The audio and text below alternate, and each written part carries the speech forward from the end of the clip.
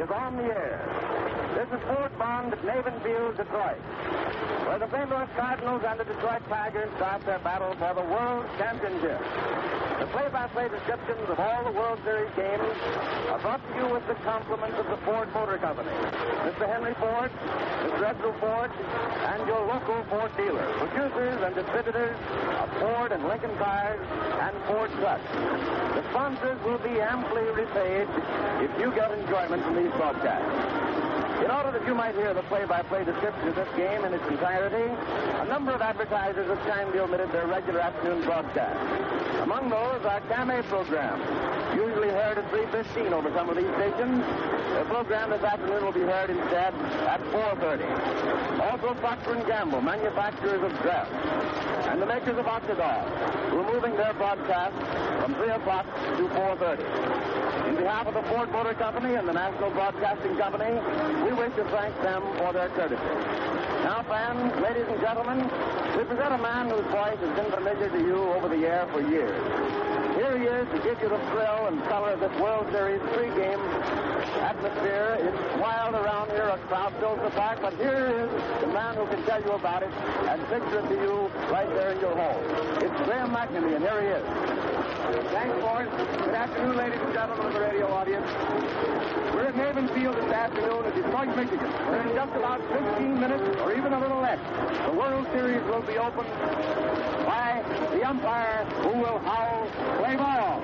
And in this case, it will be Basil of the American League who will be behind the plate this afternoon. When he yells play ball, then the party will start. Magic words for the 47,000 wild-eyed, rabid baseball fans gathered in the stands, while thousands mill around the park, hoping that by some miracle they'll be able to squeeze themselves through those turnstiles tomorrow with a shoehorn or something of the kind. The Detroit Tigers and the St. Louis Cardinals, the Redbirds, that's the setup. And his general opinion is correct. The next week should produce a series of games which will make the blood flow plenty fast through the veins of those fortunate fans lucky enough to be here and in the stands down at St. Louis the latter part of the week. The bleacher crowd began to gather outside the park 2 days back, and this morning at 4 a.m. Oh, that's an awful hour to be up.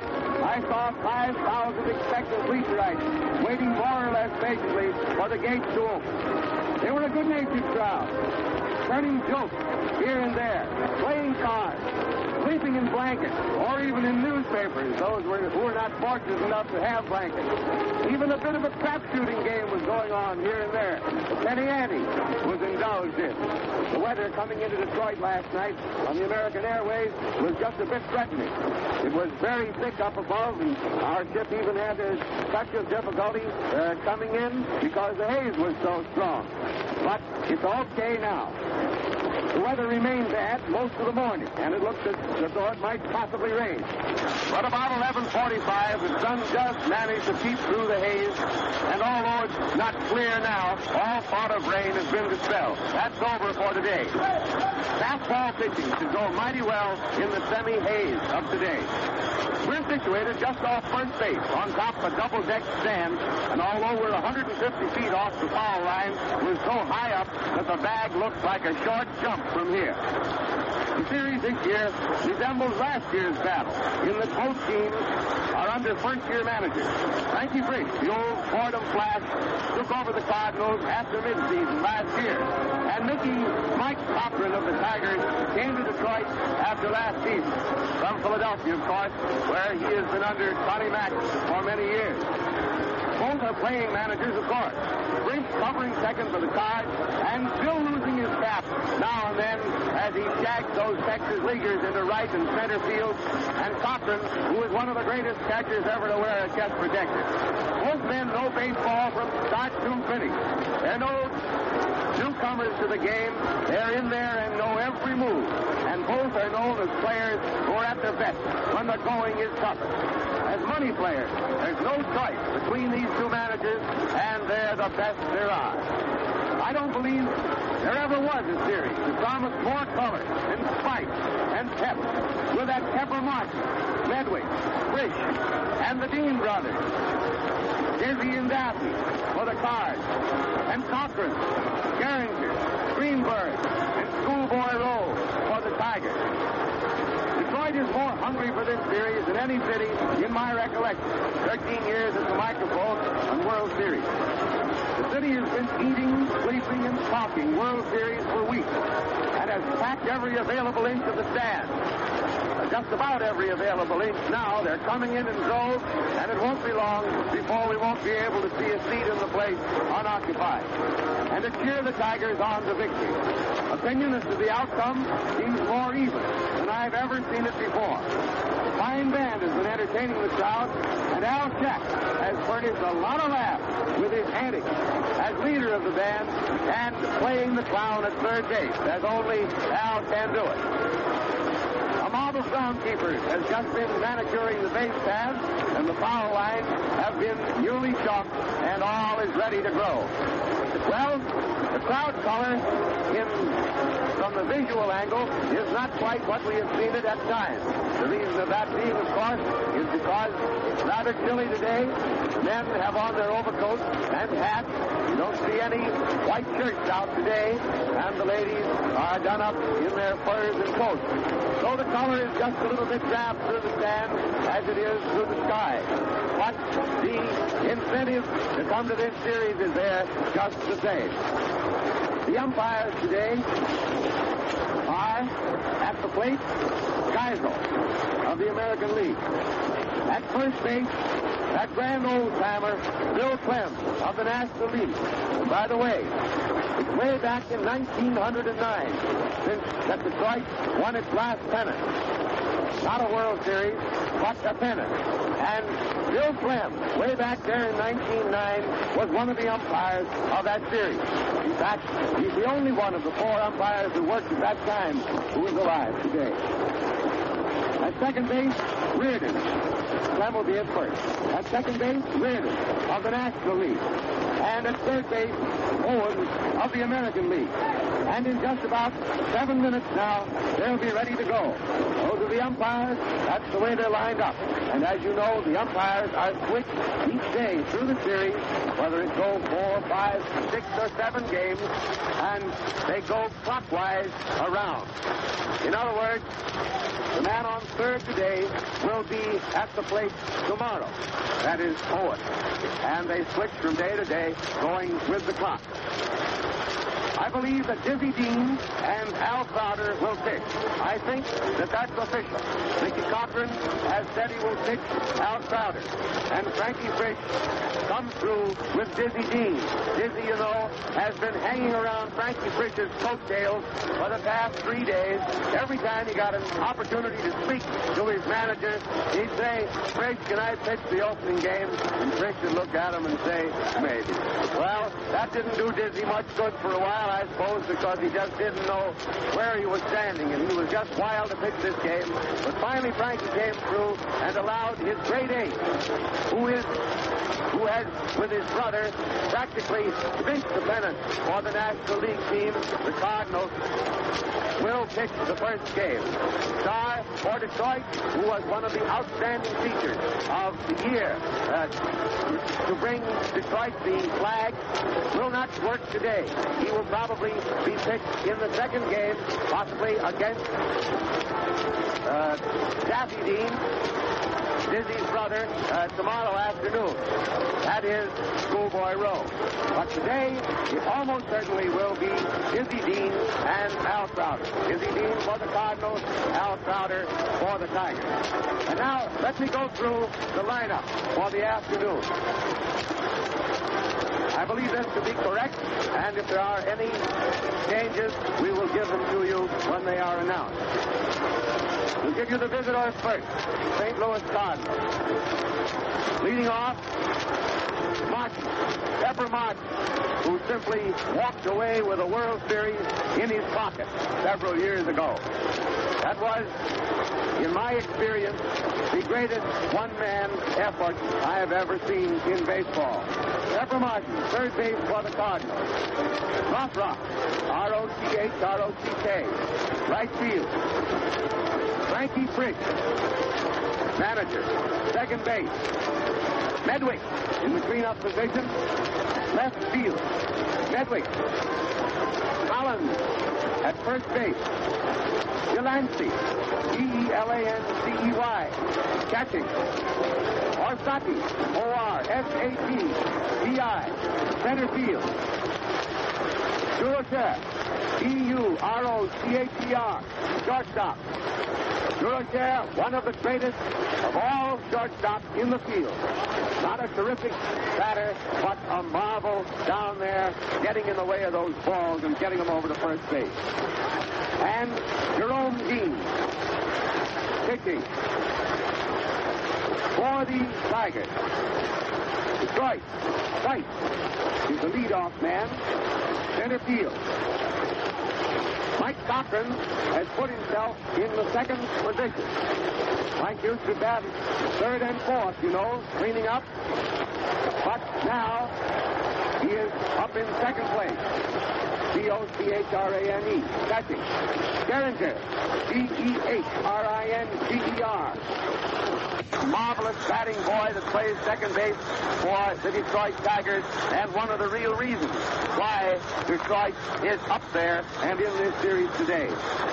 Greenberg, last year, just a rookie practically, just another first baseman, and today, one of the big talked of baseball stars. Greenberg, first base. And then that old Washington boy, whose acquisition was one of Cochran's big, fine steps this year, Bruce Goslin. We've seen him playing World Series in Washington these many years. Now he's over with Detroit because Cochran was wise enough to pick him up. Rogel at short. Rogell. Short.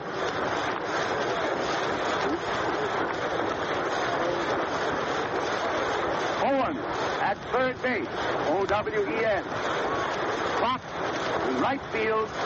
And Al Crowder will do the pitching. The umpires, we will repeat.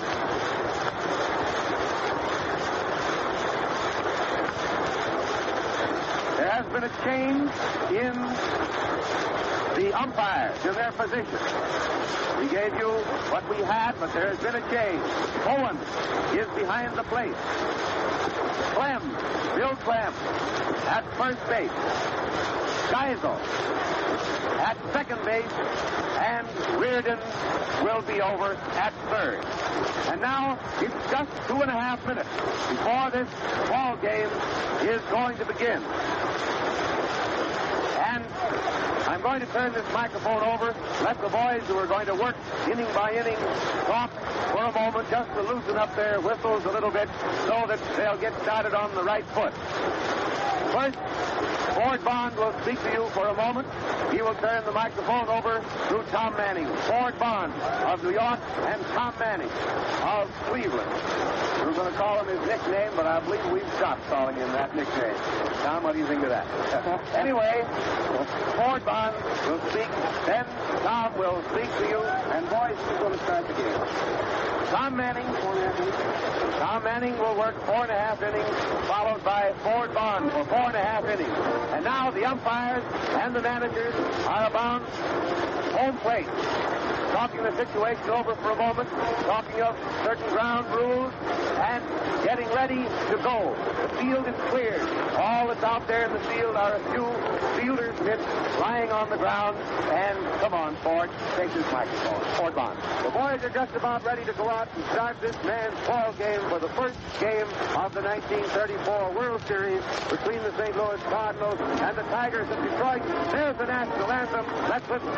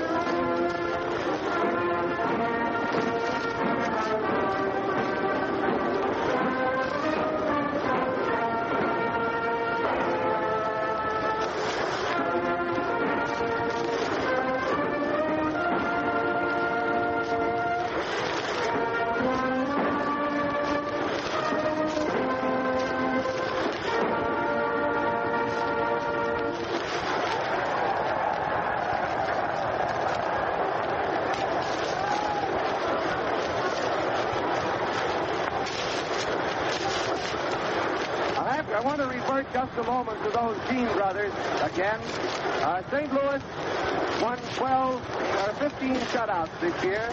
The Deans scoring 12 of them, and the balance of the staff 3. Boy, listen to that loud cheer as the boys go out into the field. Jerome won 7 of those 12 shutouts, and Paul 5. The balance of the staff 3, and Paul also had his great no-hit game against Brooklyn.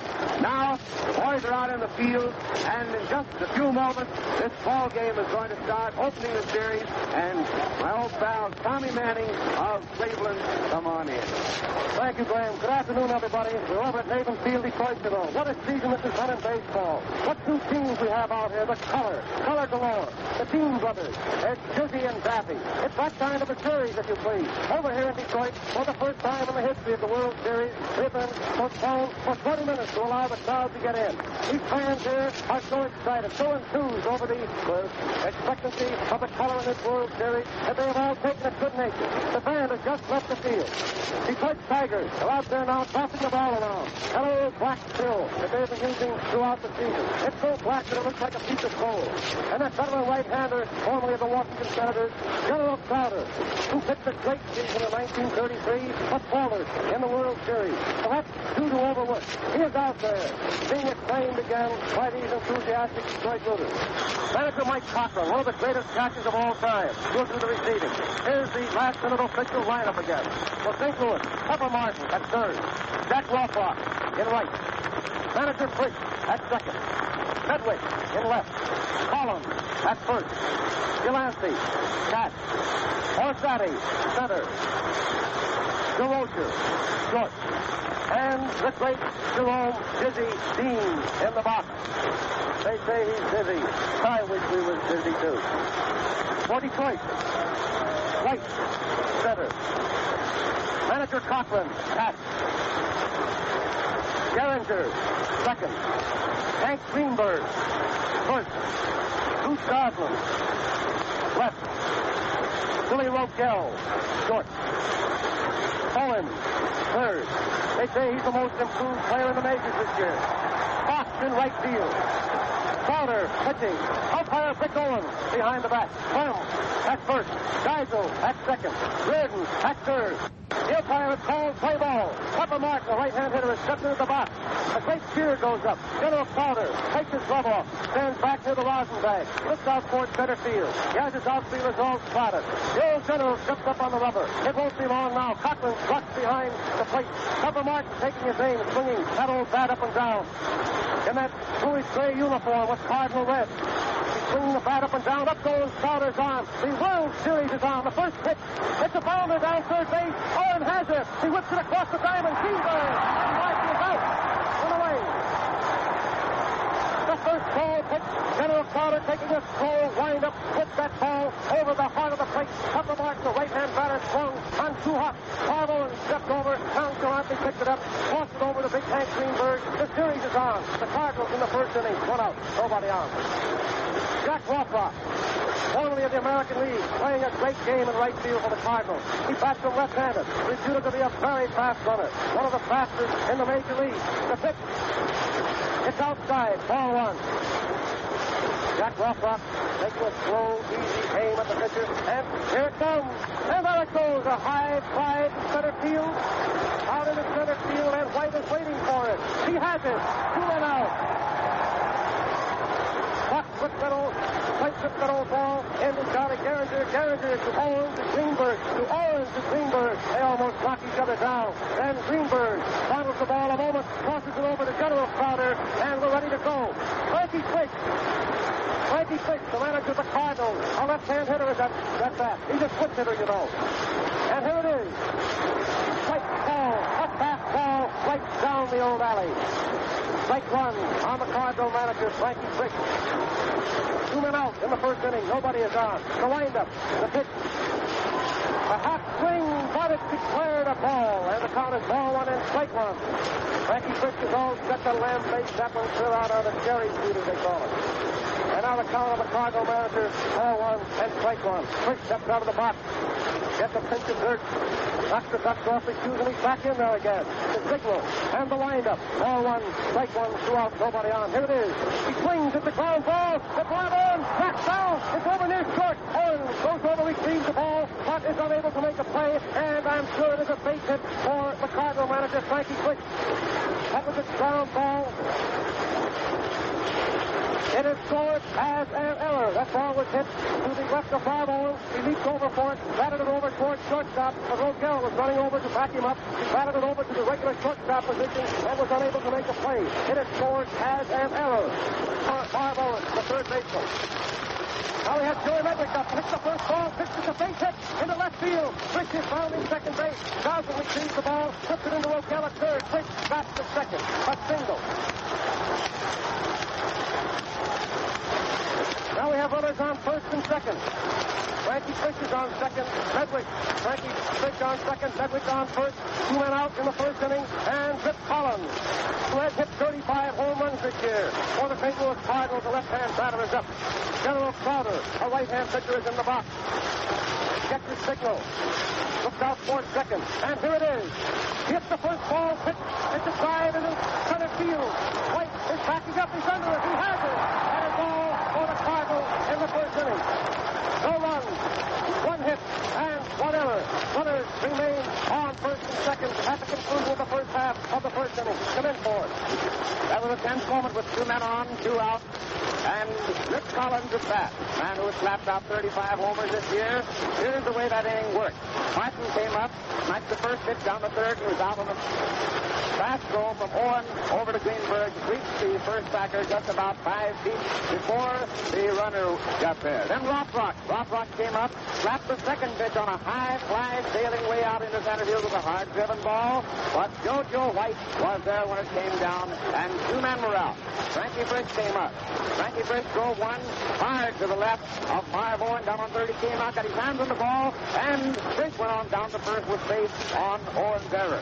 Storer calling it Owen's error, base down on first. Medwick came up, slapped the ball hard out into left field. Frisch moves on down to second. Actually, he wants to circle it, and Goose Goslin rammed it on into third base. Collins came up without on that fly, but here is the Tigers after first, and Tom Manning to give it to you. All right, Tom. JoJo White, left-hand hitter, center field of the Tigers, in his white uniform with the blue letters. He's up there. The first pitch from Dizzy Dean. Strike one, ball, up burning fastball, well high, right down the old alley for a call strike. Dizzy Dean is out there wearing that big smile, just as confident as he has been in his 30 victories in the past week. The windup, a long, lean windup, and here it is. A hook ball is low inside. Ball one and strike one. It's the last half of the first inning. In this old World Series ball game at Navin Field, Detroit. You're receiving the description through the National Broadcasting Company. Ball one and strike one. The pitch. Ball two. A fastball. This is the outside corner of the plate. And the count on the left-hand hitter, JoJo White, is ball two and strike one. He is the leadoff man of the Tigers. Delancey the catcher, and here's the pitch. Ball three, a fastball. It drives JoJo White away from the plate. And the count on the first Tiger hitter, ball three and strike one. Boy, oh boy, that Dizzy Dean certainly has plenty on that ball. There it is. It's a strike. Right down the middle, and the count on JoJo White is ball three and strike two. Dizzy Dean swinging those big arms that come down almost to his knees. What a big fellow he is. Here's the windup. The count is 3-2. There it is. There it goes. It's a ground ball. Down short. DeRosa has it. He looks at the column, and JoJo White is out. That was comparatively an easy catch. DeRosa taking that ball about so high, and a nice throw right over shoulder high to Collins, and the Tigers have one man out in the first inning. White Cochran gets a great hand as he steps to the plate. Manager White Cochran in his first year as manager of the American League. He backs him left-handed. Here's the first pitch to Mike. Ball one. A fastball is low and just a little bit inside. The last half of the first inning. No scoring yet. One man out. Nobody on. Cochran up. And it's ball one. Dizzy Dean, right-handed is pitching. Delancey catching. Here it comes. It's a ball. A Fastball is outside. That was close. And the count on Mickey Cochran is 2-0. Guy Perkins is coaching at first, Baker at third. One out, nobody on. Ball to the pitch. Plate. Ball. That was a nice fast one. Over the plate. Well high. And now the count on manager Cochran. Ball 2 and strike 1. Charlie Gallagher, the Tiger second baseman, hanging around home plate. The pitch. He swings. It's a ground to the first. Fish is down on his knees. He comes up. Out at first. Fish to Collins. That was a hard ground ball. Manager Fish goes down. Both knees. He stumbled momentarily, but came up with the ball. Passed it over to Collins, and Cochran is out. Now we have 2 in out, and nobody on. Charlie Gallagher, one of the greatest second basemen of all time, gets a great hand as he steps to the plate. He plays marvelous ball here for the Tigers, and he gets a great hand as he steps up to the batter's box. He's also a left-hand hitter. Charlie had a great battle on this year, for the batting leadership of the American League. The first pitch, it's a strike, ball. Charlie Gallagher elected to look that first one over. Dizzy Dean is in the box, General starter for Detroit. Last half of the first inning, 2 out, nobody on. No score as yet. Here's the windup. Strike 1 on the hitter. Ball. That was a third ball that missed the outside corner. And Dizzy Dean takes his head just a little bit. And now it is ball 1 and strike 1. 2 men out. Last half of the first inning. And nobody on. Here's the windup. 1-1. The pitch. It's a sweeping hook ball that is low inside. Gallagher steps back. Ball 2 and strike 1. Gallagher pulls quite a bit away from the plate on that last pitch. It's sort of a change of place offering. Now it's ball 2 and strike 1. The windup. The pitch. He swings. It's a base hit. A base hit in the left field. Ball out there is retrieved by Joey Medwick. He whips it into Leo Carrozza at second. And Charlie Gallagher is on first base. A ringing single to left field. That is the first Tiger hit of the World Series. Hank Greenberg is coming up. Hank Greenberg is a big Tiger first back or a right-hand hitter. Frankie Twist has left his position at second and has ran in to back with Dizzy Dean. Now he's going back again. The last half of the first inning, 2 men have been retired. Charlie Gallagher on first, and Hank Greenberg at bat. The outfielders are moving back, ready for the pitch, and here it is. It's a ball ball down third base. Pepper Martin comes up with a throw. He is out at first. That was a beautiful play by Pepper Martin. He went far to his left, reached for the ball, and threw it over there, just off the ground to Rip Collins at first base, and that is all for the Tigers in the first inning. No runs, 1 hit, and no errors. Gallagher was left on the base. Come in for it. White came up to start off the Tigers part of this ball game here in the first inning. White banged a hot one down to Leo DeRocher, who took it fast, got it over to Rip Collins on first, and 1 man was gone for the Tigers in the first inning. Cochran then came up. Mickey Cochran. Cochran banged one down to Frisch. Frisch stumbled, went down hard after the ball, but came up with it and wanged it over to Collins, and 2 men were out. 2 out, nobody on. Gehringer came up. Gehringer got a hold of Lever and lifted it out on a drive into left field. A single over the shortstop's head, and he was down on first. There he was on first with big Hank Greenberg. Hank Greenberg, a mighty man with a bat, up there to face Dizzy Dean. He drove one down to Martin. Martin took it prettily, slammed it over to Collins, and they were down 4 men up and 3 out for the Tigers in the first inning. No runs, 1 hit, no errors. And 2 big zeros hang out there on the scoreboard in right field. A 0 for St. Louis and 1 for Detroit at the end of the first inning. Going into the second now, here is Delancey coming up to bat for the Cards, and Tom Manning to give you the second inning. All right, Tom. General Starler, that right-hand veteran, is out there in the box to wind up the first pitch to Delancey, the left-hand hitter. He hits the first ball, it's a long poke to left field. Gosselin is back near the barrier. Under it, he has it. That was a long drive about 5 feet from the barrier in deep left field. Keith Gosselin backing up, taking the ball, and then flips it over to JoJo White in center. White to Roquel, to Owen, to Gallagher, to Greenberg. And now General Starler again has the ball with his glove off, handling the ball in his bare hand. He gets a bit of rosin, and we're ready to go again. Ernie Orsatti, the center fielder of the St. Louis Cardinals for the National League, is up. Hits the first ball, pitch. It's a hit into left field. He was a left-hand batter, and he struck the first ball, pitch. A line drive into left field. The ball is received by Coach Garson. He returns it to Rochelle at second. It's a single for Ernie Orsatti. That's the second hit of the afternoon for the Cardinals. That brings Rio DeRosa up. Rio DeRosa, you know, backs him right-handed. Here's the little shortstop of the St. Louis Cardinals. Crowder is pitching and Cochran catching. Here's the first pitch. It's a strike call. General put that one in there. Let her high. Let her high, as Bill Mundy would say. Here's the next pitch to Rio DeRosa. Ball one. That was a hook ball. That was a little bit outside. And the count on DeRosa is ball one and strike one. In the second inning, one man out. There's a peg over to first. Nothing happens. Crowder has the ball again in the box. Rio DeRosa batting. Ball one, strike one, the pitch. He swings at the poke high out of the center field. Jojo White backing up a bit. Under it, he's waiting. And he has it. Two men out in the first half of the second inning. The Cardinals batting. And we still have Orsatti on first base. Now, Jerome Dizzy Dean is coming up. In the hotel lobby this morning, Will Rogers. He needs no introduction. Said, how's the old arm, Dizzy? Said, well, it's okay. Says, the wife don't want me to pitch, but Grove's gone. When there's a ball game, and then he's pitching to be done. I'm the pitcher. And there he is. He's in there pitching. And here's the first pitch to Dizzy. He swings at the foul back. Strike one. And when Dizzy Dean asked Will Rogers how he was getting along, particularly over Russia, he said, well, Dizzy, they had me play on the outfield. He said, I didn't do any pitching. But they had a great time together. They're two great fellows, Will Rogers and Dizzy Dean. All right, it's the last half of the second inning. You know, two men out. Orsatti on first, and the count on Dizzy Dean is strike one.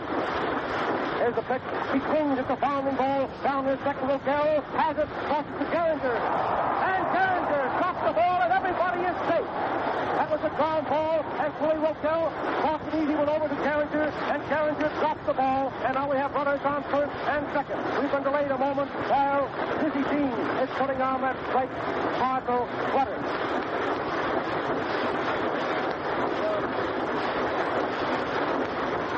The peg was all right, and Charlie Geringer, the second baseman of the Tigers, is charged with an error. Now we have Orsatti on second. Dean on first. Two men out. And Pepper Martin. Pepper Martin, the star of the series of 31. Boy, will you ever forget what he did in that series. He stole bases. He hit home runs. He climbed up on the fence. He flagged ground drives. And here he is again. Pepper Martin was slowly getting into the box. He was in there, but Crowder was ready to pitch, and he jumped out of the box quickly. And all ready to go again. Pepper Martin is up the first pitch. Foul back. Strike one. Pepper Martin wasn't kidding on that play. He let that bat go from way back that time. No scorers yet. The first half of the second inning. Orsatti is on second. Dizzy Dean is on first. And Pepper Martin is up with two out. Strike one. General Crowder, right-hander pitching. Cochran catching. Here it comes. It's a foul back. Pepper Martin lets the bat slip out of his hand, and it flies through over to the boxes in back of home plate. Now we have strike two on Pepper Martin. We have runners on first and second to no scorers yet in this first World Series ball game from Navin Field, Detroit. Pepper Martin's back in the box again now. Right to the count. Here it is. It's a bounding ball down third base. The big hop. Horn has it. Here's the throw.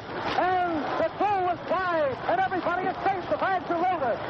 Barber took that ball. He backed up on it. Then threw it wide to Hank Greenberg. Pulling Greenberg off the bag. And now we have the back loaded, as it were. And two men out. That is an error for third base from Orange. That is the third error of the afternoon for the Tigers. And here's the picture as you see it now. Ernie Orsatti is on third base. Dizzy Dean is on second base. Pepper Martin is on first base. And we have two men out. Jack Rothrock is coming up. The last time up, Rothrock hit a fly ball to Jojo White in center field. He backs the left hand of the pitch. Ball run. Crowder's hook ball was low inside. As we gaze around at the bullpen, nobody warming up as yet. It's the first half of the second inning. The Cardinals have the bag loaded, 2 men out. The windup, and here it is. Strike call. That was a fast one. Held high, and now the count on. Jack Rothrock is up there hitting it all. The bag's loaded. 2 men out, and the bags are loaded. There it is. It's a drive in the center field. It's a base hit in the left center field.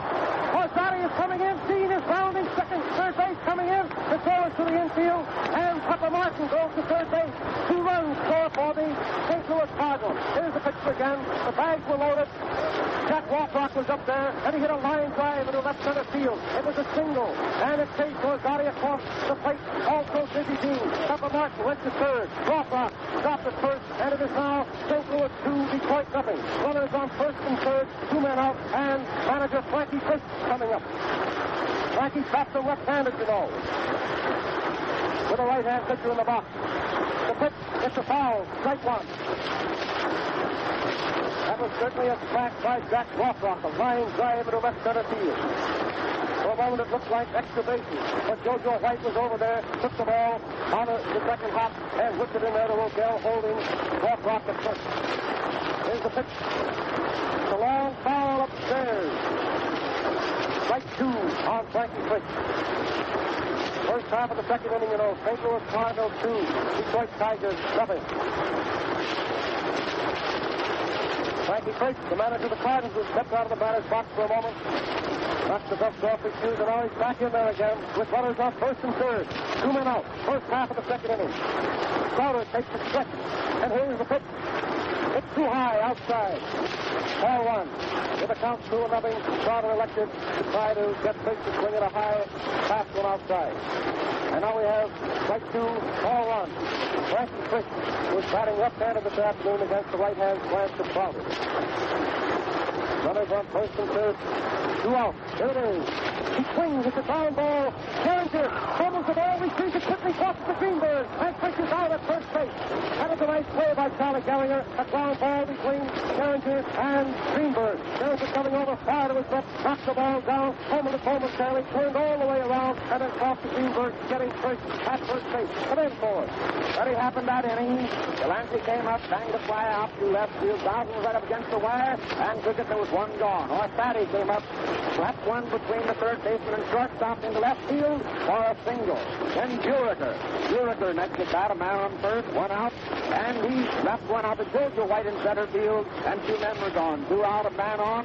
Dean came up. Dean drove 1 down. Rogel covered just off second base, off to Geringer. Geringer made an error, taking a throw for Rogel, and Orsatti was saved at second. Martin at bat. 2 on, 2 out. A bounder down to third, and was saved at first on Owen's wide throw to first base.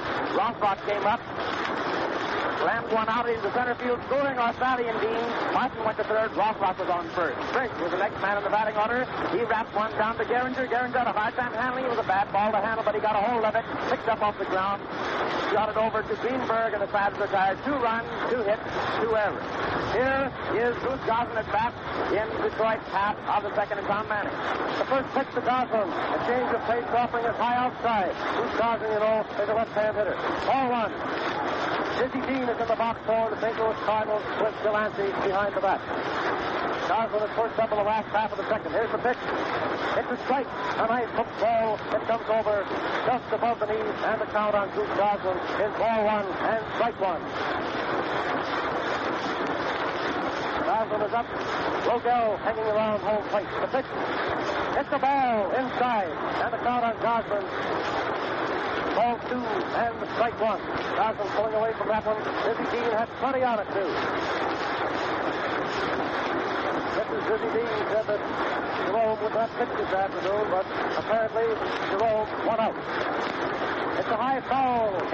Almost up in the third deck behind home plate, and now the count on Gosselin is 2-2. Gosselin leading off for the Tigers in the last half of the second inning. Gosselin batting, and Billy Rogel will hit next. 2-2. Dizzy is taking a little more time at the moment. Now he's ready to go. There's a long wind-up, and here it is. It's a base hit into left field. Sedgwick retrieves the ball, tosses it in there to Field the Roach at second, and it's a one-base knock for Cruz Goslin. Goslin took a hold of a high fastball inside and drove it to left field. It's a hard hit ball, and Joey Medwick handled the ball very neatly out there in left field, returning it to DeRocher and holding Goslin at first. That's the second hit of the afternoon for the Tigers. Billy Rogel is up. You know, he's a quick hitter. He bats him either left or right-handed. That's Billy Rogel. He's hitting left-handed this afternoon.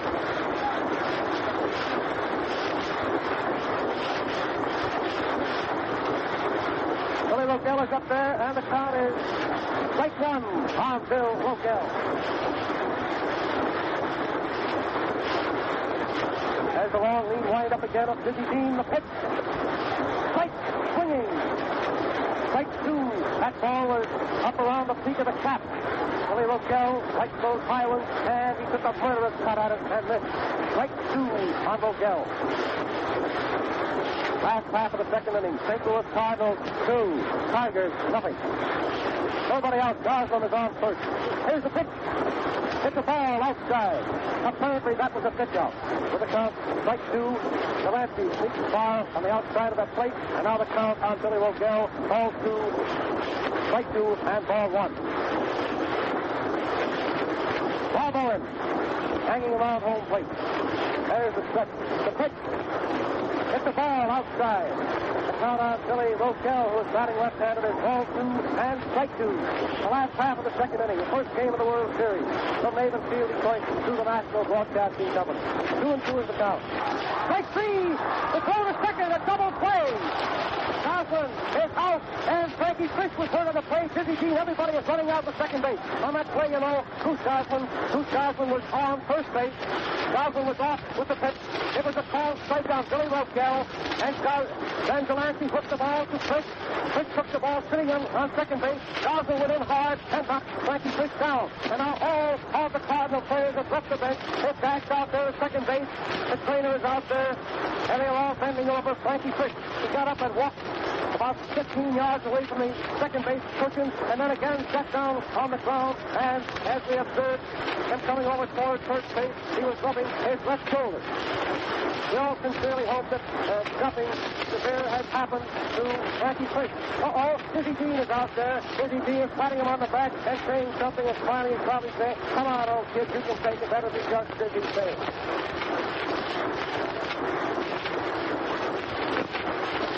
Cruz Goslin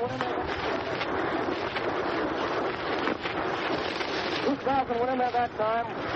Unintentionally, we are sure, but his knee was a little high. Frankie Fish was rather low to take that throw, and Cruz Goslin's knee bumped into the shoulder and the neck of Frankie Fish. And now, as the players are going back to their positions, Frankie Fish is up, and he certainly can't take it. He's a great money player, and a gangster, if ever one did live. That's the manager of the St. Louis Cardinals. He's up there now waiting his players to go back to their positions, and he is rubbing the right side of his neck near the shoulder. That, you know, was a double play. Goslin was out at second. Rogel was called out on strike. 2 men out. Last half of the second. Nobody on. And Bob Owen, the great surprise player of the American League, the third baseman of the Tigers. They said he wasn't good enough for the American League at the spring training base, but he certainly has been a great third baseman for the Tigers. Strike one called. A foul on that particular play. Owen tries to duck away from a fastball inside. The ball accidentally hit his bat, threw into the lower deck of the stands, and of course it is strike two. That was a burning fastball that Owen tried to duck away from. 2 men out, nobody on. Strike two on Owen, a right-hand batter. Dizzy Dean takes a little too long and shooting that ball straightward, and Owen steps out of the box. He's in again. Dean winds up. Strike two to pitch. Strike three, he swings and misses. And that is all for Detroit Tigers in the last half of the second inning. At the end of 2 innings, it is St. Louis Cardinals representing the National League 2. Detroit Tigers of the American League 7 forward. 3 up and 3 down then. Goslin came up, the goose. Goslin, the left fielder of the Tigers, drove the ball into left field, a pretty single, a clean, ringing single. He was down on first. Rogel came up. Rogel came up, 1 on, nobody out. Now went up to 3-2 on him. Goslin trying to take a terrific lead off first. Dizzy Dean tried for him once, then turned his attention to the batter. On the next pitch, Rogel struck out, and Goslin was off like a flash for second. Delancey flexed it down to Frisch. Goslin went in hard, and as you heard, Frisch was hurt. But there were two out, a strikeout, and a man out of second trying to get down there on that third strike. Then Owen came to bat. Owen came up, and the first was a called strike. The second, he tried to get out of the way. The ball hit his bat, fouled off, and it was strike two. Then Dizzy took it, wound up, rammed it over the plate, and he swung hard, collecting a lot of air on the end of his bat for the third out. No runs, one hit, no errors. And here are the Cardinals up with Joey Medwick, Ducky Medwick at bat in the first half of the third inning, and Tom Manning to give it to you with Stoddard taking his place in the box. All right, Tom. That's right, Medwick, you know, is the boy who got the first hit in this Blue Ribbon event of 1934. His first time up, a beautiful base hit. And now he's coming up for the second time. Carter is in the box, you know, for the Tigers, the right-hand pitcher, Cochran catches. Medwick up, and it's ball one. There's a base hit of the left field, his second hit of the afternoon. Dawson goes over fast, receives the ball, puts it into Rogel at second base, and Joey Medwick stops at first. Two hits out of two trips to the plate. Nothing spooky about the base hits that we are having on either side this afternoon. They're ringing drives to the outfield. And now we have Collins coming up. Collins, you know, is the St. Louis Cardinals first baseman, the left-hand batter who has 35 home runs for the season. The pitch. It's a ball. The hook ball is high inside. It's the first half of the third inning, you know. St. Louis Cardinals 2, Detroit nothing. The starting pitchers are still in the ball game. Carter for Detroit, Dizzy Dean for St. Louis. There's the stretch. Medwick on first, nobody out. It's a foul. The ball comes off the umpire's chest protector and bounds very rapidly back out to General Crowder. Another count on Rip Collins, ball one and strike one. Ball one, strike one on Collins, the left-hand batter. The pitch. He swings at the Crowder down first. Greenberg takes it, goes to Rogel at second. Out!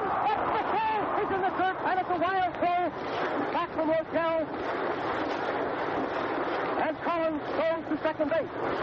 And that play, Medwick was on first. Collins hit a ground ball to Greenberg. Greenberg flipped the ball to Rogel, forcing Medwick at second. Killing Rogel then, and trying to complete the double play. Threw past Greenberg, and Collins went to second base. That, of course, will be scored as an error for Billy Rogel, the shortstop. And now we have Collins on second base. One man out, and catcher Delancey. The left-hand batter is up. That was a made-to-order double play. Greenberg coming up nicely with that ball and throwing it to Rogel. That is the fourth error of the afternoon for the Tigers. Collins is out on second base in a scoring position. Delancey, the catcher, back to left-hander, is up in the first pitch. It's a ball. The hook ball is just a little bit high on the inside. Ball one on catcher Delancey. There's the stretch. Runner on second to go, one out. The pitch. It's a ball. The fastball is too high. And the count on Delancey. Chip, Ernie O'Stady hanging around home plate. Crowder, you'll note, is looking just a little bit slower now. Here's the pitch. The ground ball, down first base. Greenberg fumbles the ball, and Carringer receives it, the throw is at the plate, and Collins continues on and beats the throw, scoring. That was a ground ball, but Collins on second base. It was a ground ball down first baseway. Greenberg allowed the ball to trickle through his leg. Charlie Carringer retrieved the ball, and Collins round the third base, going at full speed, and stood in just ahead of the throw, scoring. That is scored as an error for Hank Greenberg, the Tiger first baseman. And the score now, the St. Louis Cardinals 3, Detroit Tigers 7. Manager Mike Cochran has taken off his chest protector and his cap and has walked out to the box. He's standing out there bareheaded. Bob Owen, the third baseman, has walked over to the pitcher's box. Hank Greenberg has also walked over for a conference with manager Mike Cochran. They're standing around there now, but General Crowder has walked out just a few paces behind the pitching rubber. Manager Mr. Cochran has been called plateward by Brick Owen. Brick Owen has raised his mask now, telling the boys to hustle up a little bit. The Cochran walks out again toward the pitcher's box, and he says something to third baseman Bob Owen and to first baseman Hank Greenberg. Now Cochran is going back behind the plate. Field to Rocher. Very gentlemanly has picked up Cochran's cap and chest protection. Cap and mask, rather, and has handed it to him. Cochran puts them on, and now ready to go again. Carter stays in the box. Oreo Scotty is up. He hits the first ball, pitches a foul down the left field line. Ruder's out there in the field boxes making an attempt to get the ball, but Gustafson runs over and receives the ball and throws it back into the diamond.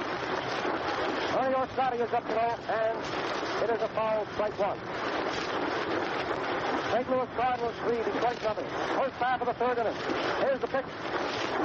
Here's the smack outward, right field, and it is out. Fox comes in fast to take the ball, felt high, throws it into Carrier, and now we have two men out.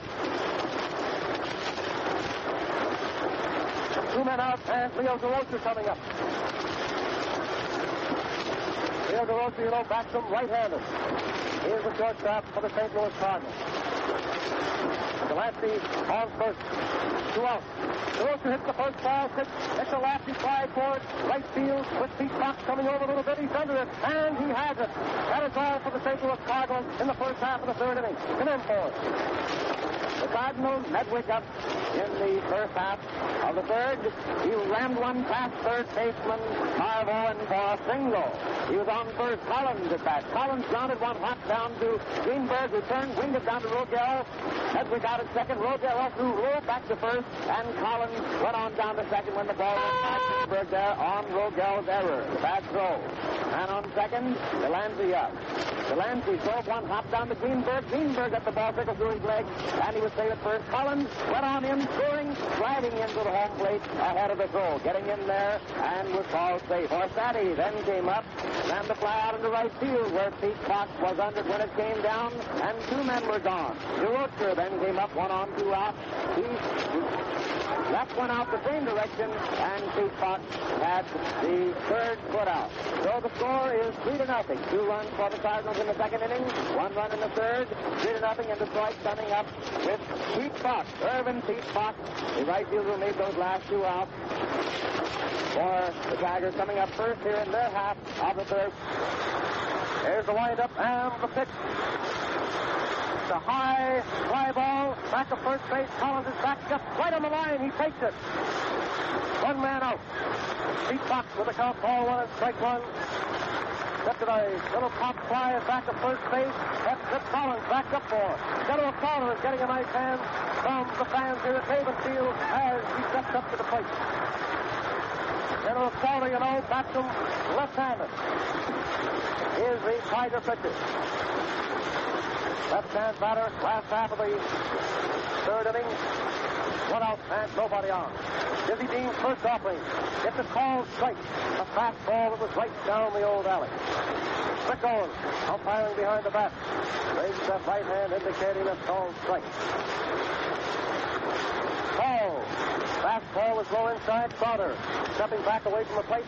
And now the count is ball 1 and strike 1. General Crowder completes the first round of the Tiger hitters. Here's the ninth batter of the afternoon for Detroit. Ball 2. Fastball is high inside of the count on pitcher Crowder. Ball 2 and strike 1. Last half of the third inning. Tigers 3 runs behind. 1 out and nobody on. The pitch. Strike. Ball. That is a curve ball. Crowder pulled away from the plate. But the goal called to the strike, and the count is 2-2. St. Louis Cardinals 3, Detroit Tigers nothing. It's the last half of the third, 1 out and nobody on. JoJo White hanging around home plate. The pitch. It's a high pounder, a top ball. Dean has it, tosses to Collins, and Crowder is out. Crowder swung hard at that ball, but popped it, and it was a high pounder about 15 feet high that Dizzy Dean waited for, and then tossed over to Collins. Now we have 2 men out. Nobody on. And JoJo White, center field of the Tigers, coming up. Last time up, White pounded out DeRocher to Collins. Here's the first pitch to White. Ball 1. Fastball was inside. White pulled his bat down as if to bunt them, throwing Papa Martin, who came carrying in fast. But of course it was a ball, and nothing further happened. Here's the windup again. Dizzy Dean pitching. Here it is. It's a foul up and back. Ball one, strike one. Manager Mickey Cochran coming up next. Last half the third inning, 2 out and nobody on. Dean winds up, and here it is. Ball 2. 2 and strike one. Again, Jojo White pulled that bat in as if to bunt. And once again, Papa Martin came carrying in. Martin goes back to his position. He screws the dirt out there in front of him. Here's the windup again. 2-1 the pitch. A change of pace offering is a little bit high, and it's 3-1 on Jojo White. On that change of pace offering, it's Dizzy Dean seems to juke that ball in there. There it is. Strike 2 called. Powered up was bloody fast. 3-2. Jojo White, a left-hand batter, is up. Last half of the third inning, 2 outs, nobody on. The pitch. Go ahead, he says. Ball 4. That's the first pass of the afternoon. Dizzy Dean is smacking his bare hand against his glove. Oh, boy. Just a little bit of temperament on the part of Dizzy. Up halfway in toward home plate. Now he has his glove out, pulling up his trousers. And as the Cardinal infielders come in to say words of encouragement, he nods his head, holds up his bare hand, says, "Fear not, my men, fear not." Mike Cochran, the manager of the Tigers, is coming up now. Mike, you know, is a left-hand hitter. We're delayed a moment. Delancey, Cochran, and Rick Owens. They're talking something over there. Now ready to go again. Jojo White is on first. 2 men out. Cochran, the left-hand batter, is up. Dean is back on the rubber. A long stretch. Here's the pitch. Ball 1. A fastball. Mickey Cochran doesn't see him get out of the way rapidly.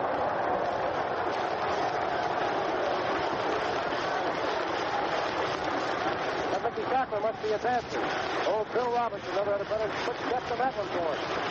Dizzy Dean keeps it take one. It's a base hit. A base hit to left field. Terry Maverick retrieves the ball, puts it to the third base. Jojo White stops at second.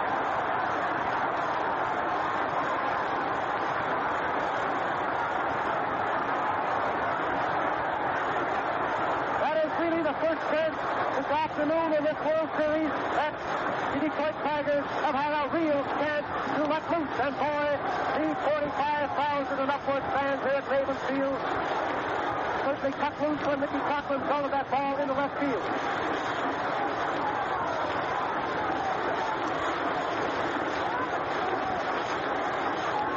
Now we have runners on first and second.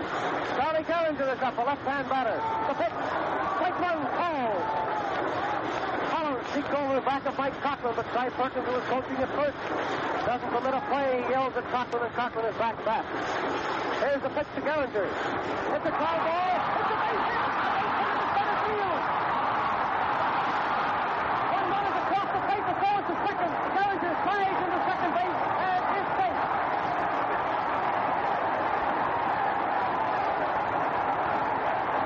Jojo White, you know, is on second base. He scored. Cochran, who was on first, went to third, and Charlie Gehringer, the batter, went to second. That was scored as a base hit for Charlie Gehringer and an error for the center fielder, Orsatti of the Cardinals. With runners on first and second, Gehringer followed a ground ball to the center of the diamond for a base hit. That's brought in Jojo White with the first Tiger run. Mickey Cochran grounded second, top speed, way to the third base.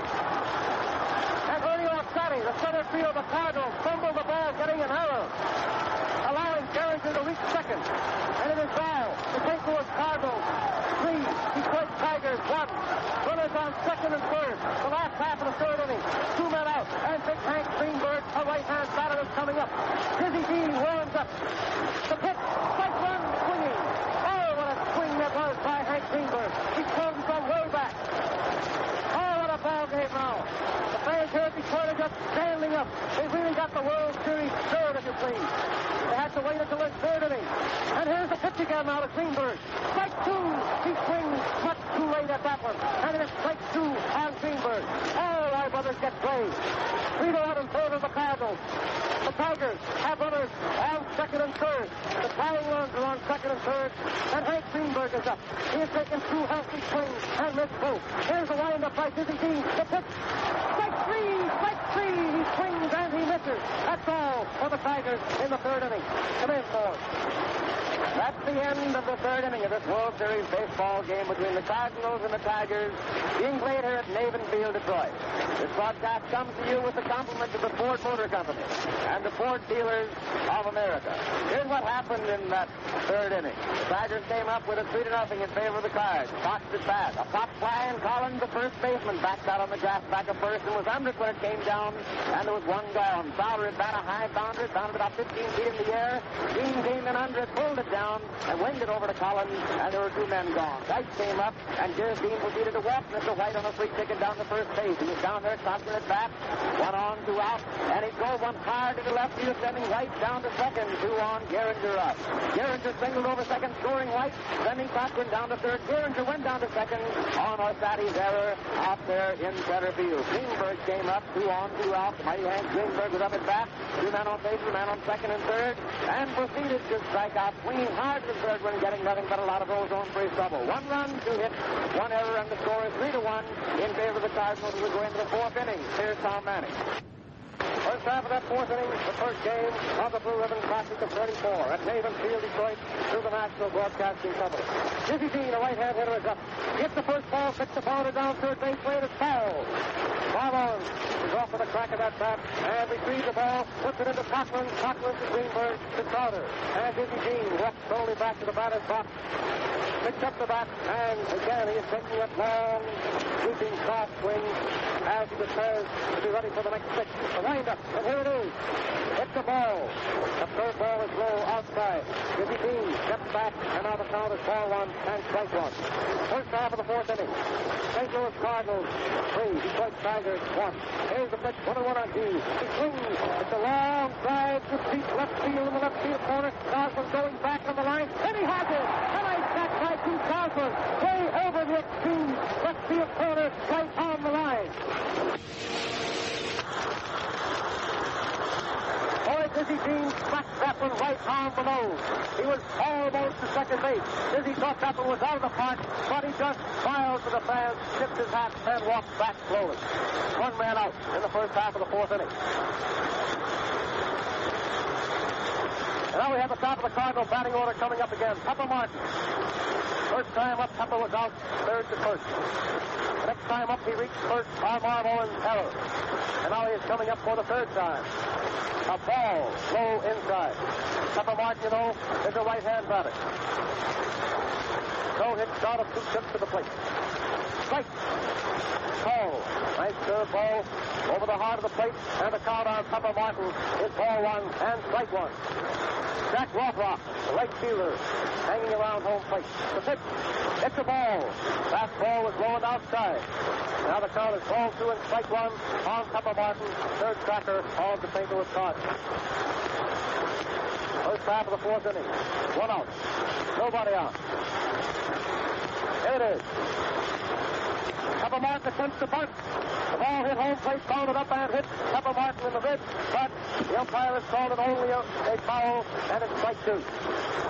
Ball 2 and strike 2. That time Pepper Martin attempted to cross 5-0 up by dumping a bunt down the third baseline. But his bat was just a little bit over the ball, and it hit the rubber and bounded right up at the header. 2-2, the pitch. Ball 3. Curveball is low outside. Cochran digging it out of the dirt. And the count on Pepper Martin. Ball 3 and strike 2. First half of the 4th inning. The Cardinals 3. The Tigers 1. 1 gone, you know, and nobody out. Here's the windup. 3-2 it is. The pitch. Strike 3, swinging.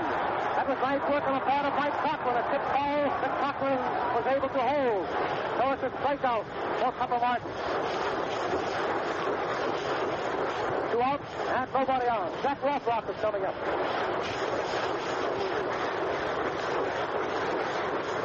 That's the first strikeout for Crowder.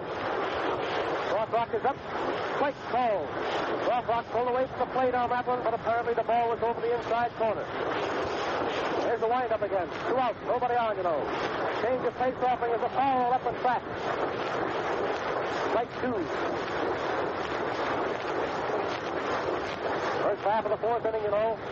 2 men out and nobody on.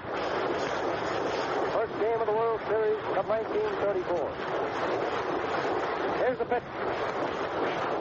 Another change of face offering. Seemed like it took a full minute to get up there. It was too high. And the count on Rothrock is strike 2 and ball 1.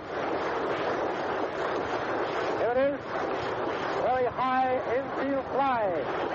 Near third base with Owen Rogel. Deciding Owen is under it, and Owen takes it, retiring the Cardinals in the first half of the fourth inning.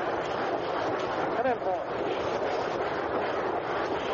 At the end of the fourth, for the Cards, the score is 3-1. Dean came up first, and Dean laid into that ball, swinging hard, and the ball rode way high, far, and wide. With Goslin chasing over, it looked impossible to get over that. He went over on the line and made a wonderful catch and brought that entire 17,000 feet. Those people out there in that left field picture section up to their feet, praising that wonderful catch that Bruce Goslin made off Dean's long drive into left field. Martin then came to bat.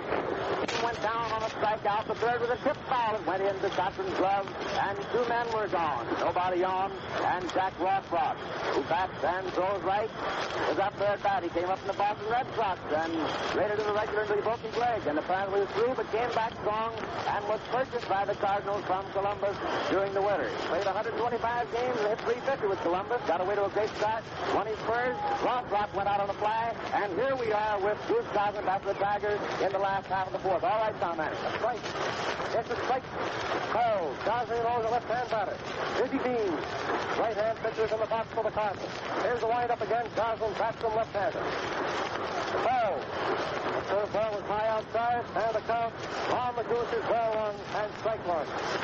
He told me this morning all the folks down New Jersey are all tuned in this afternoon.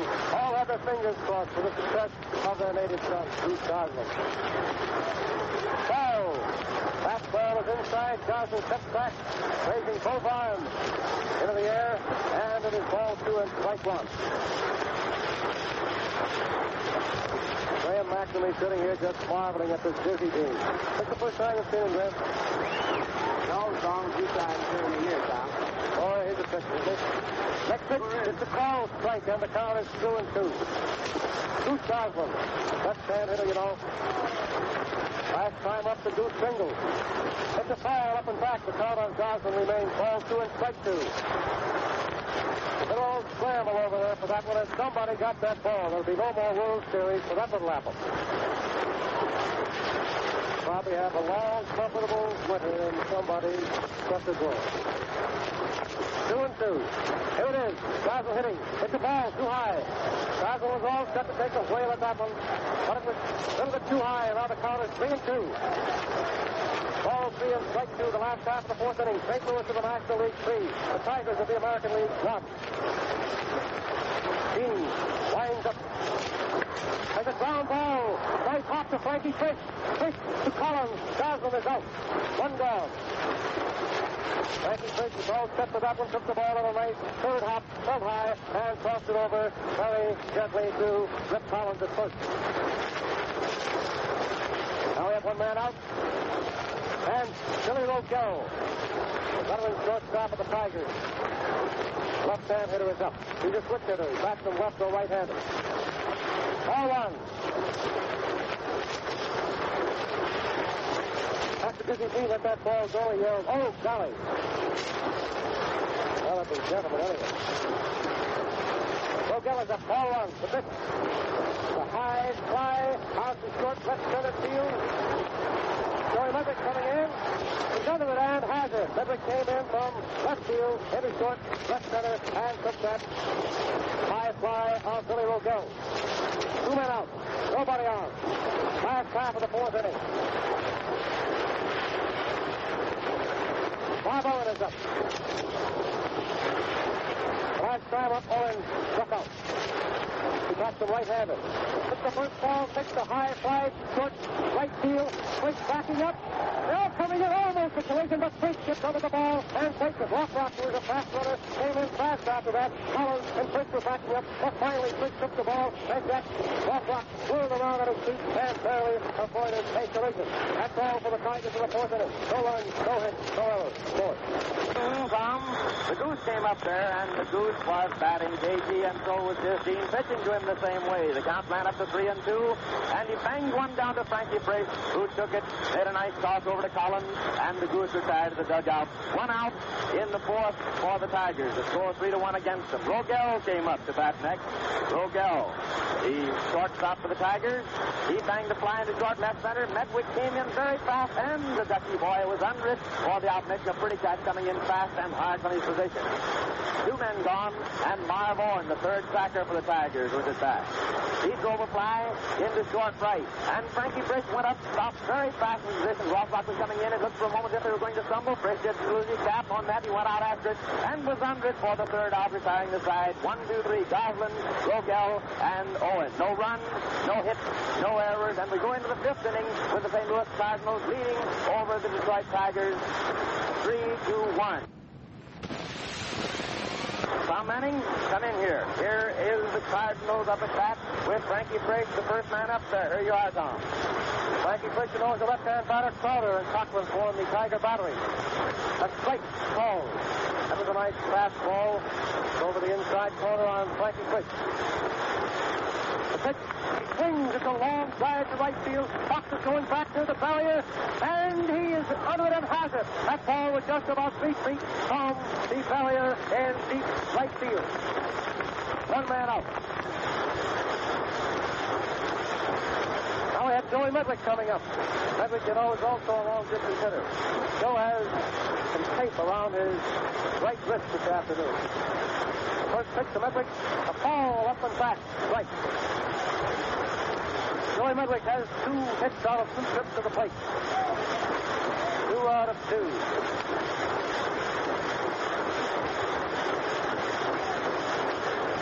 First half of the fifth inning, 3-1 in favor of the Cardinals. The pitch, it's a ball. Third ball is high inside, and the count on Joey Medwick is ball 1 and strike 1. First half of the fifth inning, 1 out, and nobody out. The pitch. Long drive deep into left center field. Back, going. High into the bleachers, out in left field, and it is a home run for Joey Medwick, the little left fielder of the St. Louis Cardinals. Goose Goslin was off with a crack of the bat, but there seemed to be no doubt in his mind. He ran out the screen barrier in left field, but the ball was over the fence for a home run. And now it is 4-1 in favor of St. Louis.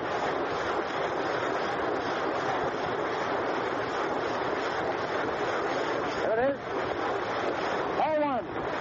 That was a smash by Joey Medwick, and now we have Collins up. That's the first extra base smash of the series. Strike call, ball 1, strike 1. Collins, you know, is also a home run hitter, having hit 35 this year. The hook ball is outside, and it's ball 2 and strike 1. General Sauer, you know, is in the box for Detroit. Ball 2 and strike 1. Collins is up. 1 out, and nobody on. Here it is. Strike. Swinging. What a cut he took at that one. Wheeled all the way around. And now the count is ball 2 and strike 2. The catcher, Delancey, hanging around home plate. It's a foul back. The count remains 2-2. First half of the fifth inning. St. Louis Cardinals of the National League 4. Tigers of the American League 1. Snyder in the box for the Tigers. Cochran behind the bat. Collins up 2-2. The pitch. Change of pace. Ball is outside, and the count is 3-2 on Collins. 3-2. 1 out, and nobody out. Here it is. Ball, he left. That was a fast ball inside, and it was plenty high. Mike Cochran has just pointed over toward the Tiger dugout now. Perhaps wants someone to go down to warm up. No one has come out of there yet. Well, we have Delancey, the catcher, coming up. Delancey is the left-hand batter. Strike, ball. Crowder had a curve ball over the heart of the plate that time. Now we have Collins on first, you know. One man out. And Delancey, the catcher, is up. There's a high fly out to center field. JoJo White coming in a few paces under it, and he has it. 2 men out. Collins is on first. Ernie Orsatti coming up. Orsatti, you know, the center field of the Cardinals to the left-hand batter.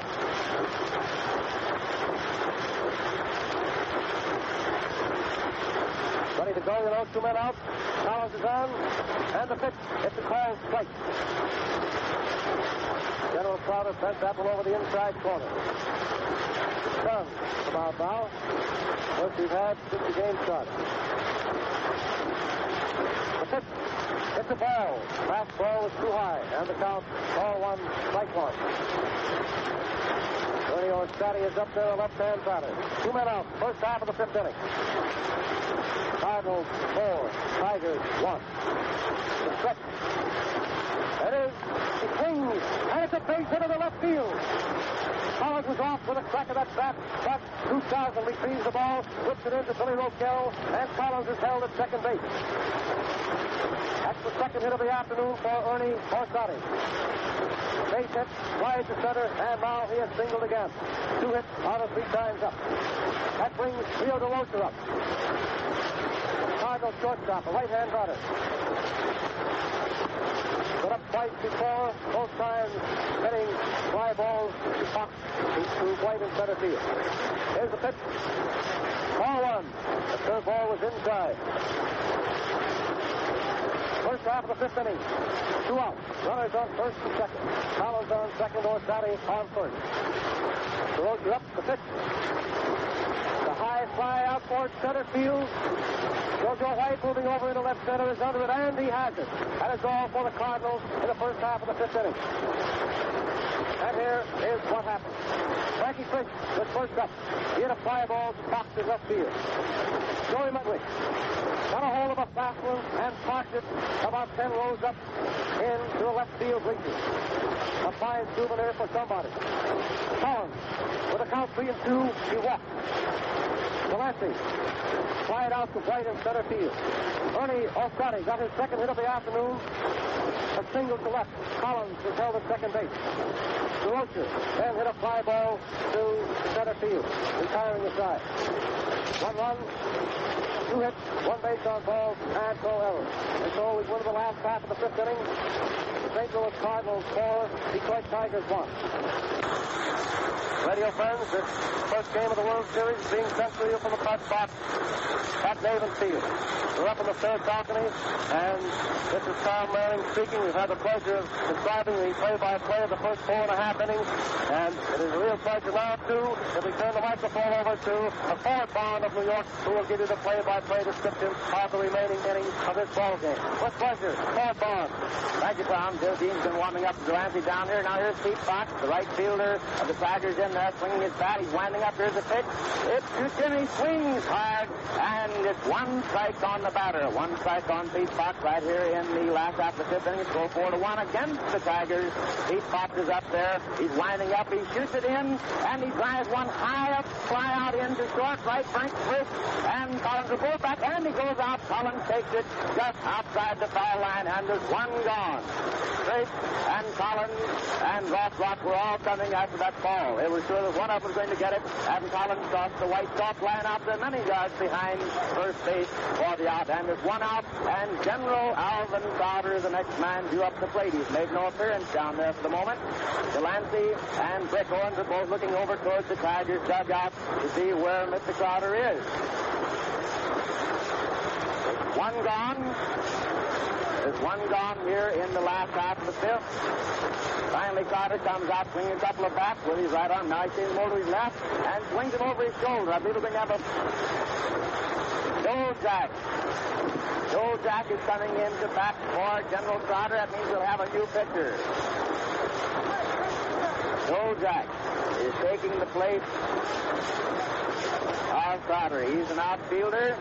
Thing we can draw from the minor league. He's going to bat for Sauter here. He's coming up there now. That was what the wait was for. Joe Jack taking his place at the plate now, and Dean with the both arms hanging down to his side. He's looking at the signal. He's finally good up, winds up, shoots it in, and it's a ball.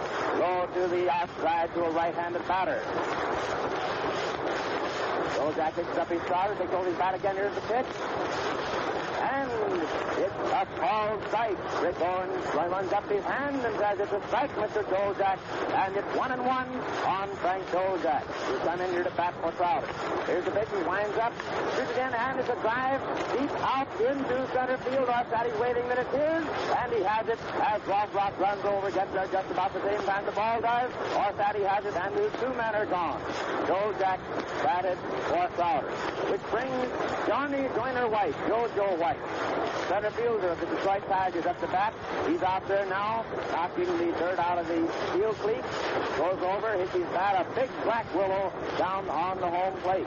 Looks out toward Dizzy Dean, swings his bat, flying it out just a bit. Dizzy Dean takes the ball, takes that windup of his, shoots it down across the plate, and wasn't quite across the plate. He was outside to a left-handed batter. And it's a ball. Ball one on Joe White. Again, he cracks down on the rubber, brings his bat up. Here's the pitch. Going inside, and it's ball two. Ball two. Joyner White at bat. Dean gets the ball back to Mr. Delancey. Infield is kicking dirt around out here while Dean looks into Delancey, taking the signal from him. Shakes his head. Yes, that's all right. Winds up, and it's strike two. Strike one, ball two. Ball two and strike one. A ball strike on Joyner White. Joe White. Here's the pitch. He winds up. And it's 3 balls. 3-1. Joyner White and Dean walks in, showing he's a little bit put out about that third ball. 3-1 is the count on the batter. And here comes the whole Cardinal infield in the top doing. First, Andrew Frankie Drake and Leo DeRocher walks in. They're battled now by Rip Fallon and Kevin Martin. Here turns around, stops finally to Rip Fallon. The others have gone back to their places. And Rip turns around, stops out to his place. Off first base there, turns his attention again to the batter. Counts 3-1. 2 out. And a left. Ball right outside and wide. Joyner White down on first base. 2 men out. And Gordon Stanley Mickey Backlund, the manager and the catcher, bats left and throws right. He's up there at the plate with 1 on. 2 out. Here in the last half of the fifth, the score 4-1 against his team. Mickey Backlund's up there at the plate. He doesn't bother about hitting love the time being. Looks over what comes in, and it's a called ball. A little high. Dead center, but high, and it's a ball on Mickey Backlund. Joyner White down on first. That's the picture in the last half of the fifth inning. 4-1 in favor of the Cards. Here's the pitch. It wheels over, and it's a called strike. 1-1. It wheels right over the heart of the plate. He got it right down the alley, and he wasn't looking for it there. And it's a called strike. 1-1. 2 men down. Joyner White on first. He takes a little lead off. He looks at him over his shoulder, but shoots it in, and down the right field, but it went foul. That wind seemed to catch it and shoot it over. It's a long strike into the right field bench, and it curved in down there almost out of the fence. It was a hard hit ball, and Joyner White comes back, starting across the down to his place at first base, and Mickey again steps into the batter's box. It's 1-2. 1-2. That's the long strike. Mickey steps up there again. He's bat resting on his shoulder, looking hard down at Dean. Takes a couple of swings. Dean has his shoulder now turned to the plate. Glancing just a little bit over Joyner White, who's taking his lead out there. He shoots it down, and Mickey swings at it. Drives it downward. First takes it, shoots it over to Fallon. And there's a man down on second, and there's nobody down there now. It's 3 out, and they retire. And the Cardinals come in the bat, and here's some man tell you what happened that inning. He caught the first up in the final half of the fifth, and he fouled off to Rip Collins. Collins had to go quite a ways back for that one. Bozak. Then was centered to bat for General Slaughter. With the count 12-1, first one, he fired deep to Ernie Orsatti. Orsatti came over nice in the right center field to take that drive. Jojo White came up, and after getting a count of 3-1, he left. Manager Mike Cochran gave the fans a bit of a thrill, and he got a hold of one of Dean's Boston's and drove it deep into right field. The fans sort of spread out there until they reached the far line in the extreme corner. The ball was then for a foul. Cochran then rounded out 6 to Collins. No runs, no hits, 1 base on balls, no errors. It looks as though football Marbury will be the next pitcher that is not official. However, up to now, at the end of 5 innings, here is a summary of what the pitchers have done so far. Dizzy Dean has allowed the Tigers 1 run, 4 hits, and the Tigers have been the recipients of 2 bases on balls. Salters allowed 4 runs, 6 hits, and issued 1 base on balls. The only extra base hit of the afternoon is that long home run into the left field pitcher by Joey Medley. There is no official now. Football Marbury. You all remember that grand gentleman of baseball, Marbury. For several years, during the pennant-winning days of the Washington Senators of the American League, times without number, he came in from deep into the bullpen to save one of his comrades who were falling in the pitcher's box. Once again, he is in that role, relief role, as they call it, here in the first game of the World Series. Football Marbury, that big husky right-hander, formerly of Washington, now with the Detroit Tigers, is to take up the pitching. He's a right-hander, and the first half of the 6th inning has 4 gone. Marbury in there, Disney at bat, shoots over an offering, and it's inside off the plate, corner, inside corner to a right-handed batter, and it's 1 ball on Disney, who incidentally batted 246 during the season. Marbury winds up, here's the pitch, and he swings hard, and it's 1-1 on a swing at the offering of Purple Marbury. We come in there to relieve his Thomas Crowder was taken out for a hitter. Swings it in, and he tries one. It's a single out the deep between the center fielder and the left fielder. It's good for 2 bases. He went in there. It looked like a single. Looked like the fielder would get over after it. But Dean gets a 2-base hit, and he's down on second. Nobody out. And Pepper Martin coming up to the plate to face the new Tiger pitcher. The umpire has called time for the moment, waving his arms, and the trainer runs out the dugout with the big Cardinal colored windbreaker. For his team, he just hasn't gotten that nice 2-bagger. He drove it hard between White and Bruce Godwin out there in deep left center. Looked like they got a hold of it, shoot it in, and King traveled on down to second before anything could be done about it. A 2-base hit for him, and the next man due up is John L. Martin. That's really those names. He's mostly called Pepper to find out what the man's real name is. He came to the Cardinals to Houston for him in 1928. He farmed off for a time, but in 31 he came back, landed a regular job on the regular World Series. You remember the story? He's up there at bat now. He's counted on second. Nobody out here in the first half of the 6th inning. He swings hard the first offering, and it's 1 strike. He collected with a lot of air on the end of his bat there. There's 1 strike on Pepper Martin. The score is 4-1 in favor of St. Louis here in the first half of the 6th inning. Dizzy Dean down on second, takes a little lead off. Marbury turns around, looks down at him. Brings his head to the batter, and he drives one hot over second base out into center field. White retrieves it. Here's Dean comes on in. The throw in is from White to Marbury, who got over to second base at the throw in there. And now Marbury drops in, talking to Mickey Cochran. Pepper Martin is down there on first. His team came in with a run on his single out there. White retrieves it, sent it in. Now Marbury is taking his place back in the box. Cochran has put his cap back on and he's getting ready to adjust his mouth. And we're looking for Jack Rothrock. Jack Rothrock to come to bat. And on first, nobody out. Run in the first half of the 6th inning. 4-1 in favor of the St. Louis Cardinals. He gets up there now into the batter's box. And he bunts one down to third. The pitcher receives, shoots it over to first. And he's out. The man going down on a nice sacrifice. Man down on second. Pepper Martin. Rothrock sacrificing his comrade down. 5-1 on the home run in favor of the Cardinals. 5-1 in favor of the Cardinals.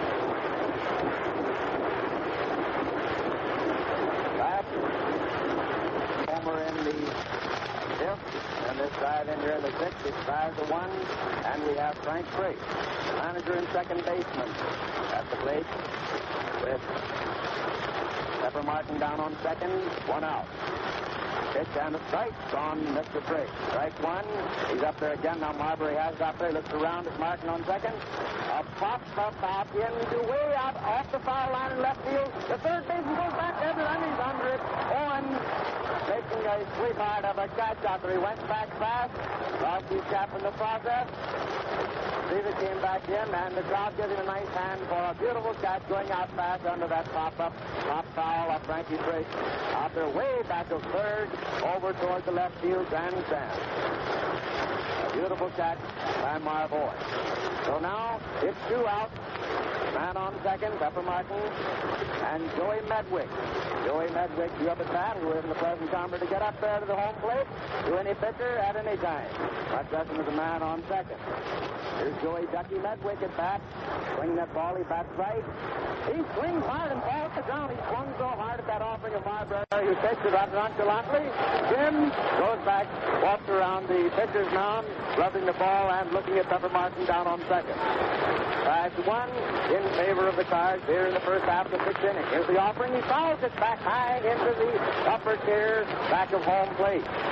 New ball is given by Vic Owen to Stockton, who throws into Marbury, and Purple is wiping it off out there, getting it in the condition that he likes to pitch it. Has a big number 11 written on the back of that pretty white Tiger uniform. Comes in, walks in, throws the rubber, looks around at Pepper Martin on second, taking a big lead, winds up shoots it across a slow ball, a nice change of pace. It came in, but it was wide, and it's called ball 1. 1-2 is the count on Joe Ducky Medwick. And on second base, 2 out. Score 5-1 favor of the Cards. Marbury's watching Martin back, turns around, shoots it in, but it was low, and it's ball 2. Low and wide of the plate to a right-handed batter. Marbury gets the ball back, drops his glove down onto his wrist, everything hanging there by the strap. Wipes the ball off, comes in, looks both ways, throws it over his right foot, looks back at Martin, and makes an offering to swing just for the instance if he would, but nothing's happened about it. And Martin wasn't alarmed. Nobody was coming in there to the second base. And he knew all about it. He turns his head to the batter, shoots him, and again it's a high foul. Mickey Foster knocks his bat off that. Goes into the stand. He can't get it. So another ball comes into the ball game. Marbury has it. He's having to wipe off a lot of balls out here to get him into the condition he likes to pitch them. And Marbury looks around there at Martin again, who's gone back to the second track there, standing on it. Neither Bill Rogel nor Charlie Gerrans are paying any attention to it. They're watching to see what Joe Medwick does down there. He swings hard, drives a liner into right field. It's a Hopman, and the runner comes in. Pepper Martin crosses the plate on the throw-in, ahead of the throw-in. He slid in. It wasn't after he could have gotten it. The ball sailed out the box into another run-in. Now 6-1 on the single. It's Joe Medwick drove into right field. A line drive out there which hit short of what anything that Pete Fox could do about it. And there are 2 runs in this inning. Now Medwick is down on first. 2 out, 2 runs in, and James Rip Collins. James Rip Collins of the Cardinals. First baseman at bat, always a dangerous man. Thomas told you a couple of times this afternoon that he has hit 35 homers during this 1934 season. Here's the pitch, it wings in, and it's a ball 1. Wide of the plate to a left-handed batter, outside. Rip Collins up there. Medwick down on first. He starts down for second, and they hit nice hit and run. Drives it hard on the ground out into right field. And he's safe on first, and Medwick is safe on third. He slid in there. He was way ahead of it. It wasn't necessary, but he hit the dirt anyhow. And there's a man on first and third. 2 out and 2 runs in on Rip Collins' single. He was off with the pitch. Nice hit and run, and they worked it, getting hold of that ball and driving that into right. The umpire down on second base. Umpire Geisel throws his arms into the air, and there's a time here for the moment. All the players now, with the exception of Hank Greenberg and Charlie Gerrans, have walked in to talk to Fred Marbury, and he's leaving the mound. He's leaving the mound, and we'll have another Detroit pitcher here. No one out on the warm-up mound, but here comes a pitcher running in. We can't see who it is. He just came down the runway. Can't just see who it is. Walking in with a big windbreaker. Guy taking off now. Throwing it down to the bat boy. I'll tell you who it is just a moment, who's going to replace Marbury there in the box here in the 6th inning with a score 6-1 against them of this first ball game here at Navin Field of the 1934 World Series. It looks like Fisher, but we can't identify him for the moment. Our search here high.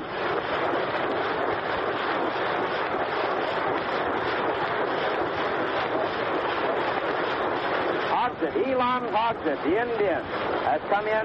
Elon Chester Hogsett, the left-handed pitcher, has come in to replace Marbury here in the 6th inning. Hogsett replacing Marbury in the 6th inning with a score 6-1 against them. 6-1 in favor of the Cardinals. Rip Collins is on first. Joey Medwick on third. 2 out.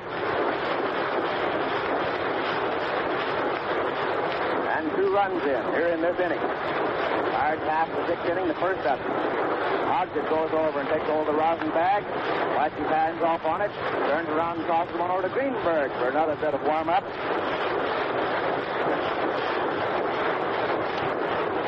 And he turns his attention to the batter, who is William Delancey, catcher of the Cardinals. He swings hard, drives it way out, high into left field, over Goose's head. It bounds against the fence. It's good for 2 bases, and he scores the runners. He's now held at second on the throw-in, and both Medwick and Rip Collins come in on that 2-bagger of Phil Delancey. A hard drive over Goose's head. So now it's 8-1 in favor of the St. Louis Cardinals here in the first half, the 6th inning of the first ball game of the 1934 World Series. Ernie Orsatti follows into the plate. He's up there already taking position in the batter's box. Elon Hogsett finally gets the ball back. He wipes his hands off on the rosin bag, takes hold of the ball again. Phil Delancey down on second, 2 out. 4 runs in this inning. Swings, and here's the pitch, and it's a tall strike right straight over, and a pretty one, but Orsatti wasn't looking for that time right here at the moment, and the ball goes back to Mickey Cochran, the pitcher, winds up, shoots it in, he swings hard at it, the grounder down to the second base, Charlie Gehringer, and he's out at first. Gehringer to Greenberg. Out at first, Gehringer to Greenberg, 4 runs in that inning, and here's Tom Manning to tell you a resume of how those 4 runs happened. All right, Tom. Boy, that was really an inning. Dizzy Dean was first up after he was razzed for missing one by the crowd. He just took it off and then got a hold of one and doubled to left field. Pepper Martin singled to center, and Dean scored. He almost missed that third base tag over there. Bob Owens and umpire Reardon had a bit of a conference, and the umpire thought that size 9Q or better of Dizzy Dean had just nicked the cushion. Rothrock laid down a sacrifice. Marbury to Greenberg. Quick, fouled out to Owens. This was the outstanding fielding play of the day. A great running catch almost 40 yards from third base to Bob Owens. The Tiger third backer went to get him. Joey Medwick then came up and with a count 2-2. He singled to right field, scoring Pepper Martin. That was Medwick's 4th hit of the afternoon. 3 singles and a homer. That great day's work for anybody. Collins then gave perfect execution of the hit-and-run play. Single to right field. Medwick went to third. Hogsett replaced Marbury, a left-hander. Delancey doubled against the barrier in deep left field, high over Garson's head. Medwick and Collins scored. That was fine sprinting on the part of Collins, making it 8-1. Orsatti then bounded out. Gehringer to Greenberg. So at the end of 5.5 innings, the St. Louis Cardinals of the National League 8. Detroit Tigers of the Americans 1. The last half of the 5th and 4th ball. The last half of the 6th, Tom, just to correct you on a number there for the moment. We have Charlie Gehringer up at the plate for the Tigers here in the last half of the 6th. Here's Dean is looking him over. Here's the pitch, and it's a strike. Gehringer down there at the plate hoping to do something here. They're trailing by 8-1 as they go into the last half of the 6th. Gehringer first man up here for the Tigers in this half of the inning, and the ball sails over, and it's strike 2. Strike 2. Delancey waves the signal down to Dizzy Dean, walks out, holds up his hand, signaling what the umpire has called it, confirming it so that Dizzy will know exactly where he is in in relation to the batter.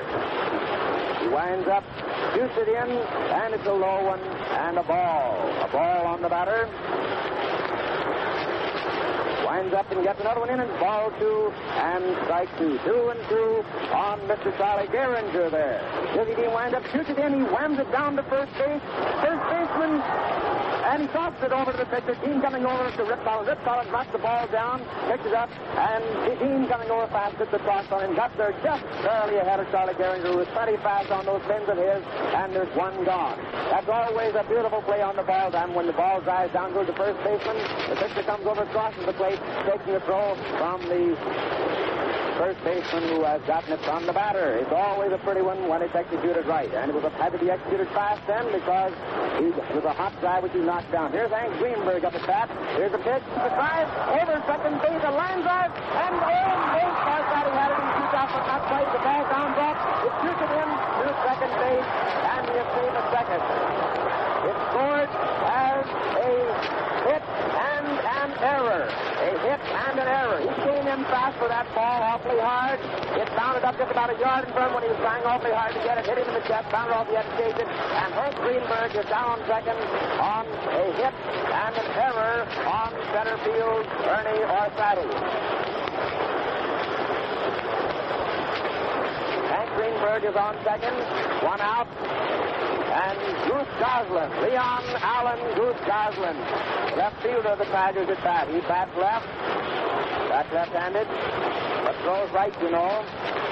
Here's the pitch, and he swings hard, goes clear down on one knee, turns clear around. If he'd gotten a hold of that one, it certainly would have gone places. He gave it all the heft that he has, and believe me, Goose has plenty of heft. We were talking to him last night, and he was talking about what big things he hopes to do in the series. All of them want to do that. Their hopes, and he swings hard again and misses the ball, getting nothing but a lot of air on the end of his bat for his trouble.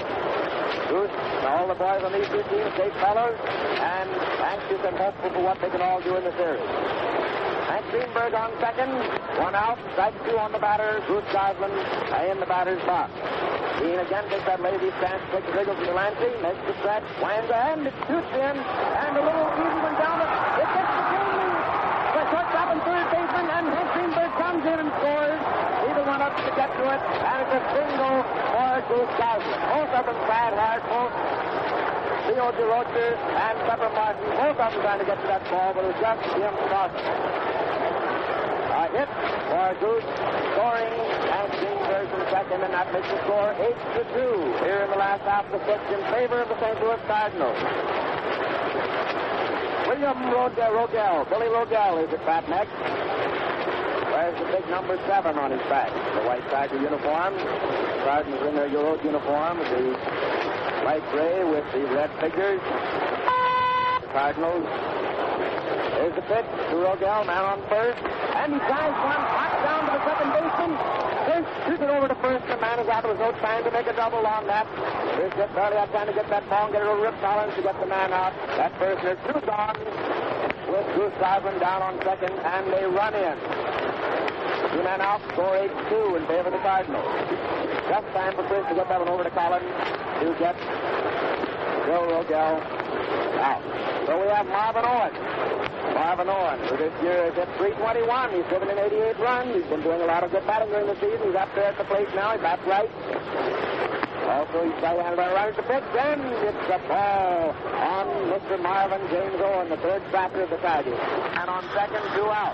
Ball 1 on the batter. Here's as a signal. He winds up as a catch in the pitch, and it comes over, and it's a all strike.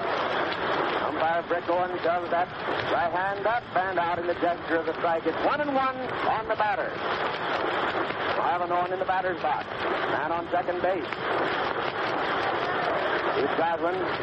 Here's the pitch. He swings hard, but gets nothing for his trouble, and it's 1-2. Ball 1 and strike 2 on the batter. 2 out. 1 run in. 8-2 favor the Cardinals. Here's Dean again looks in. He has a very lazy chance to make that signal and winds up, makes the stretch, and it's a foul. Back of the plate, looping into the first here. Delancey walks about 8 or 9 feet in front of the home plate before he delivers the ball back to this Dean. Goose Goslin down on second, taking a lead of about 5 yards off the base.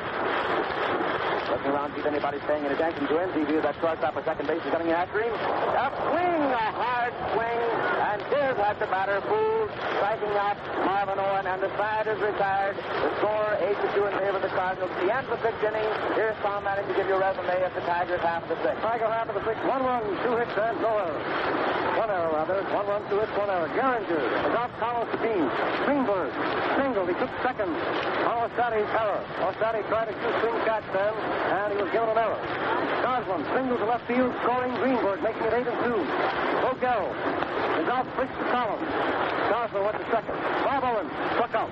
So at the end of 6 innings, St. Louis Cardinals 8, Detroit of the American League 2. You know, folks, the Ford Motor Company, folks, at the crowds that are listening in at the showrooms of Ford dealers throughout the United States and Canada, as well as everywhere else, are enjoying this game. It is coming to you from Navin Field, Detroit, the first game of the Blue Ribbon Classic of 1934. The first 2 games here at Navin Field in Detroit, and the next 3, if necessary, in St. Louis. Going into the first half of the stretch inning, and here is Ford Bond. Elon Hogsett, who relieves Marbury, who had previously taken Crowder's place after Crowder was pulled out for a pinch hitter. Hogsett is taking place in the box, and the Cardinals are up with Leo DeRocha, the shortstop. First man up here in the 7th inning to start it off. He's at bat, taking place in the box. There's the pitch, and it sails in and is called a ball. It's wide to a right-handed batter, wide outside of the plate.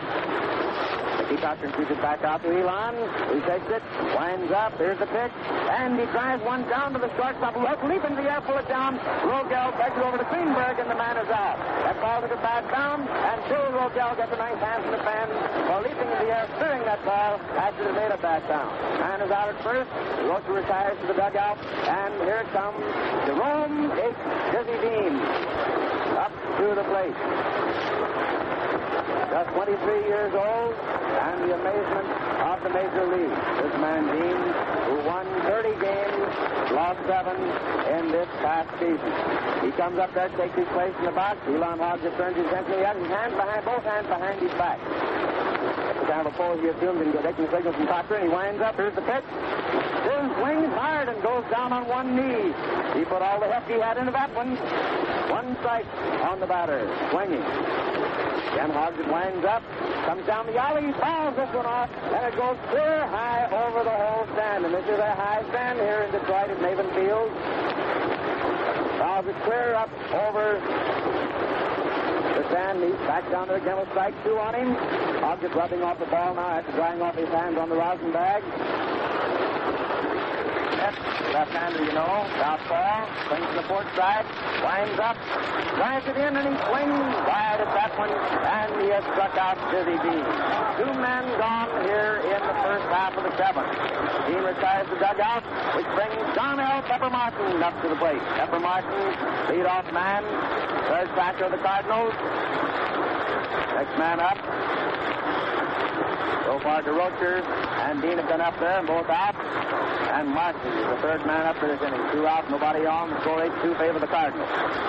Here's the pitch. And it's wide, forcing him back on his knees. The batter forcing Martin back on his knees at the ball. Very wide. This man Hogsett steps out wide. Swings, round arm. Shoots the ball in, and he tried to bunt it. But he fouled it off. Hit down there around Mickey Coxon's foot. And it's 1-1. Pepper Martin. Pepper Martin goes off, wets his hands, rubs them down on the dirt, takes hold of the bat, talks his shoe, almost like Lefty O'Doul does for the moment. Steps back into the batting box. Here's the pitch. Sails in and he drives it hot down to the shortstop. Bill Rogel pegs it over to Greenberg, retiring the side. 1, 2, 3, 3 up and 3 down for the Cardinals for 7th. They lead 8-2. Here's Tom Manning to tell you how that happened. Boy, we certainly watched 2 great plays that time. We told you about Bob Owen's play. Billy Rogel, the veteran shortstop of the Tigers, just turned in 2 brilliant plays. And DeRocher, the first man up, hit it Ground ball down short. The ball hit something and took a nasty bound. Vogel leaped into the air, turned halfway around, came down and whipped that ball over just ahead of the Speeding DeRocher for a 12 play. Dizzy Dean then very nonchalantly took his exercises, 3 strikes. Dizzy doesn't do that very often. In the pitch is when he's tough. But then he just went up there and swung and struck out. 2 gone. Pepper Martin then hit a smack down between the shortstop position and the second base bag. Vogel went over, came up with that ball, a hard smash, and tossed to Greenberg. No runs, no hits, and no errors. Dolly up for that old 7th inning stretch. Have your stretch either way. Take the stretch between the first half and the last half of the 7th when we are in either part. So if you're rooting for the Cardinals, go ahead and stretch. If you're rooting for the Tigers, go ahead and stretch. The last half of the 7th, Dizzy Dean pitching out here is forward. Pete Fox is back. The ball comes sailing in. It's a call strike right dead over the heart of the plate. The batter wasn't ready for it, and it's a call strike on Pete Fox. The score 8-2 in favor of the Cardinals in the last half of the 7th. He swings hard. The next one drives a high one. Delancey's not going to be fast. Goes back there. The ball is long down, going down. Comes down, plunks into the big net, and there's 1 gone. Irvin Fox, Pete Fox, the right fielder of the Tigers, is out. He retires to dugout. After Delancey takes that take the ball, right up, foul back of the plate. A very, very high one. Dean walks out to the pitcher's mound again. Delancey gets his mask on and just each side to a pitch comfortably over the ears. And here is Elon Chester Hodgson. Left-handed pitcher, and he bats left. He's up there to take his place in the batting order. He winds up. Here's the pitch. He tried to bunt, and he missed the ball, and it's strike 1. The bat got away from him, rolled halfway up to the pitcher's mound. He tried to bunt that one, lost his hold of the grip on the bat, and it's strike 1. Strike 1 on the batter. Hogs it. 1 out. Nobody on. Last half of the 7th. Score 8-2 favor the Cards. Ball floats over, and it's called ball 1. He was outside, way wide. Had to change the pace, but couldn't get it over the plate. 1-1 on the batter. Nobody on. He swings the next one, drives it down to the shortstop. Drew pegs it over to first. A nice fast play. The ball's up there just ahead of Hodgett, and 2 men are out. 2 men are out, and Joyner White ahead of the batting order for the Detroit Tigers, the American League champions of 1934. The first game of this 1934 World Series with the St. Louis Cardinals. Joyner White is back. Score 8-2 in favor of St. Louis. 2 men out. Winds up. Here's the pitch. And it's ball very low over the plate. It's ball 1. He taps the plate. Got that big black bat of his again. He looks over the pitch. It comes sailing down, and it's a called strike. 1-1. Rick Owens calls it. Down there at home plate, umpiring at home today. Bill Clem's down on first. Geisel on second. Reardon at third. Here's the pitch. He winds up, shoots it in, and it's ball 2. 2-1 on the batter. Dean hitches up his trousers on the right side. Then takes that lazy stance with his foot on the rubber. Looks into Delancey for the signal. Now he's heading to beam it. Starts that wind up. The half wind. Shoots it in, and the batter swings hard. It sounds away from the catcher. It's strike 2. 2-2. Delancey keeps the ball hard back to Dean there, plunks into the net, and again he assumes that stance on the mound. Right foot forward, both arms hanging lazily. White steps out of the box for the moment, steps back from the plate. Count 2-2 on him, 2 out. Steps back up there now to face the pitcher, to wind up, and the pitch, and he fouls it high up over the stand. Back of home plate. Ball sailing high over there. Delancey gets a new ball from umpire Brick Owens. Shoots it back in to Dean. Trace is out here calling encouragement to his men. Putting a lot of pepper into this infield. The outfielders move a little impatiently. Here's the pitch. It comes in, and the call strike. He floated one over there, fooling Joyner White, and it's strike out. A call strike on Mr. White, and the side is retired. The score is 8-2. In favor of the Cardinals. All right, Tom Manning, come in. The Tiger half of that 7th inning, Pete Fox was first up, and he fouled out Delancey. That was a very high foul. Delancey went back, waited for it, and took it for the first out. Pitcher Hogset. Then out to Roche to Collins. This is a fast play by Leo DeRoche, the Cardinals shortstop. And Jojo White up there with 2 strikes. And Dizzy Dean very nonchalantly puffed in a change of pace, offering as big as a pineapple. And White let it go by for a called strike and the 3rd out. At the end of 7 innings, we find the National Leaguers, the St. Louis Cardinals 8, and the American Leaguers, Detroit Tigers 2. Now, as we start the 8th inning again, the Tigers have that old black ball out, tossing it around. Looks like a piece of coal. They tell me they've used that ball single or warming up before each inning, practically all season. Hogsett, the North Southpaw pitcher, is in there for the Tigers, and manager Mike Cochran. In spite of the fact that the score is 8-2, Cochran is still in there, encouraging his men, and still fighting for this first World Series ball game. First half of the 8th inning. Come in for it. Here's Jack Rothrock taking place in the batter's box. He winds up. Here's the pitch. He comes over and it's a called strike. Strike one on Jack Rothrock, the right fielder of the St. Louis Cardinals here, right starting off the 8th inning, leading 8-2. Here's the pitch. Comes in, and he half swing. It tips off the bat, and it's strike two. A foul tip going high over the back into the stand. He just half swung at that one. It crossed the tip of his bat. New ball goes back to the pitcher, Elon Hogsett. Big Indian boy, left-hander, shoots over the plate, and it's a ball. He fouls it. It was high. 1-2. Ball one and strike two. Looks around the infield and turns, winds up, and he drives one a little easy one over the second base head. It rolls out there. The right fielder receiver shoots it in. It's a single for Jack Rothrock. He fought one over through the ball. Just a looper right out there, where nobody can get to it. Nice single for Jack Rothrock. Frankie Trace comes up next. He just walks out to Bill Rogel and taking the ball from him. Asks the ball to come in, carrying the ball back in, looking at it. Comes and looks around at Charlie Gehringer, and finally turns his attention to Frankie Trace, who was taking his place in the batter's box. Throws the ball over to Hank Greenberg. There was no chance of getting the runner there, but he tossed it over for the moment. Jack Rothrock takes the lead. He's out the bunt. The pitcher comes in fast, retreated, has no time getting the second, tosses it down, and Greenberg, instead of going back to touch the plate, catches the runner on the line coming into first.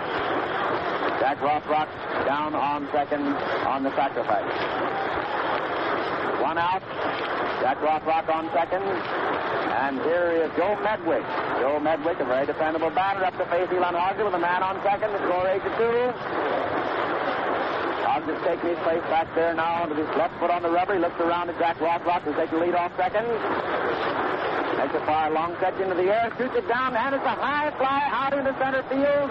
And JoJo White goes back, is under it and has it. The runner starts down to third. He makes a high throw on down to third, but it was a little wide of the bag, and he flags in safely. Jack Rothrock is down on third base. 2 out. After Joe Medwick's flag is JoJo White out in center field, which brings Rip Collins. Rip Collins, Cardinals' first backer. Next in the batting order up to bat. Man on third, 2 out. Score 8-2 in favor of St. Louis in the start of the 8th inning. Hogsett takes the ball, throws in the glove a few times, and walks over, picks up the rosin bag, drives his hand, again zooms up the stand. He's had both hands behind his back, cross, looks into the signal, finally winds up, shoots the ball in. It's a bounder down toward second base. Gehringer takes it, shoots it down to first, and the side is retired. All right, Tom Manning, you can tell how things happened in the Cardinals half of the 8th inning. Here's Tom Manning. Jack Rothrock was first up, and the single to right center. Frankie Fish laid down a pretty sacrifice, and was out. Pitcher Hogsett to Greenberg. Greenberg tagging Fish on the line. Joey Medwick then got a hold of one and drove it deep into left center field. JoJo White going back to make the catch. Jack Rothrock went to third. Collins and hit a ground ball down second base for Charlie Gehringer came up with it, tossed to Greenberg, retiring the side. No run, one hit, and no errors. And so he's won the last half of the 8th inning. The St. Louis Cardinals of the National League are out in front, 8-2.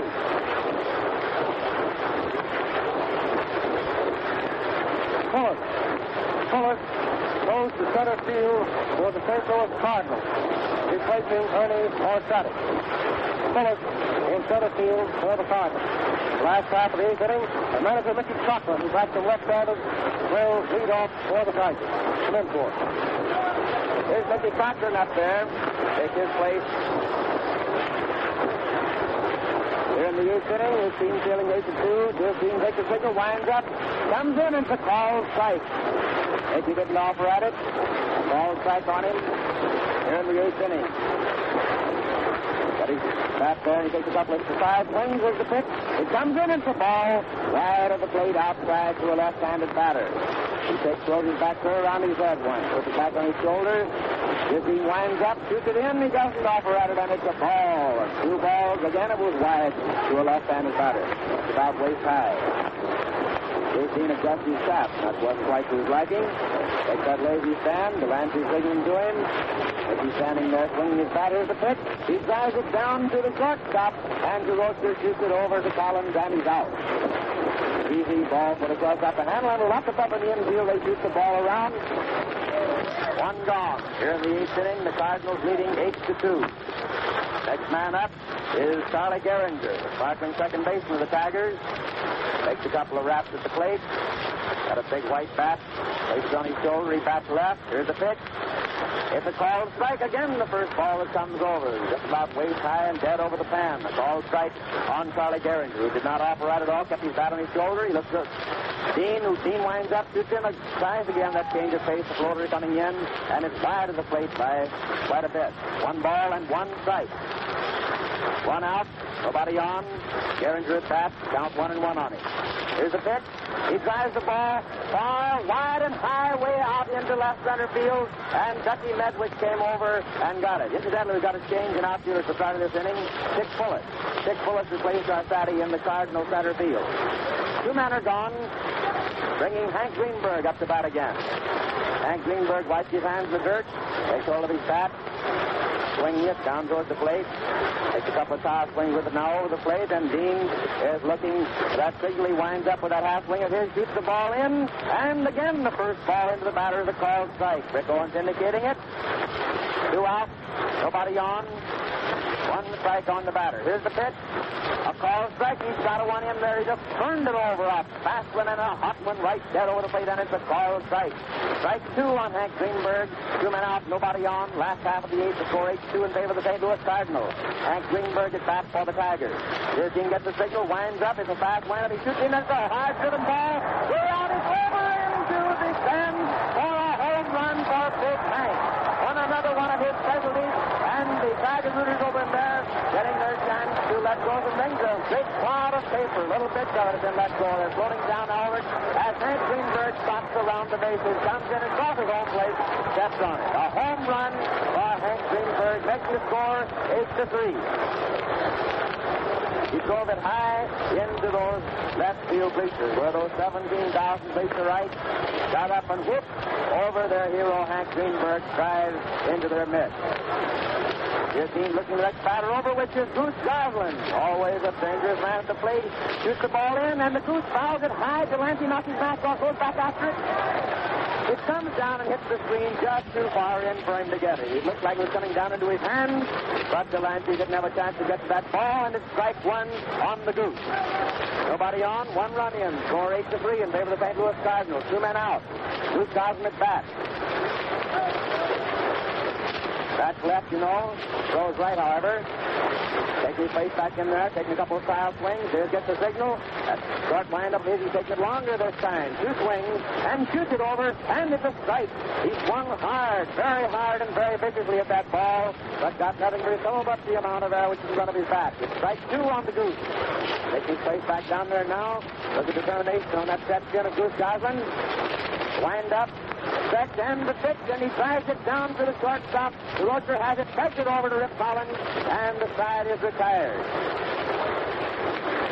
8-3 in favor of St. Louis.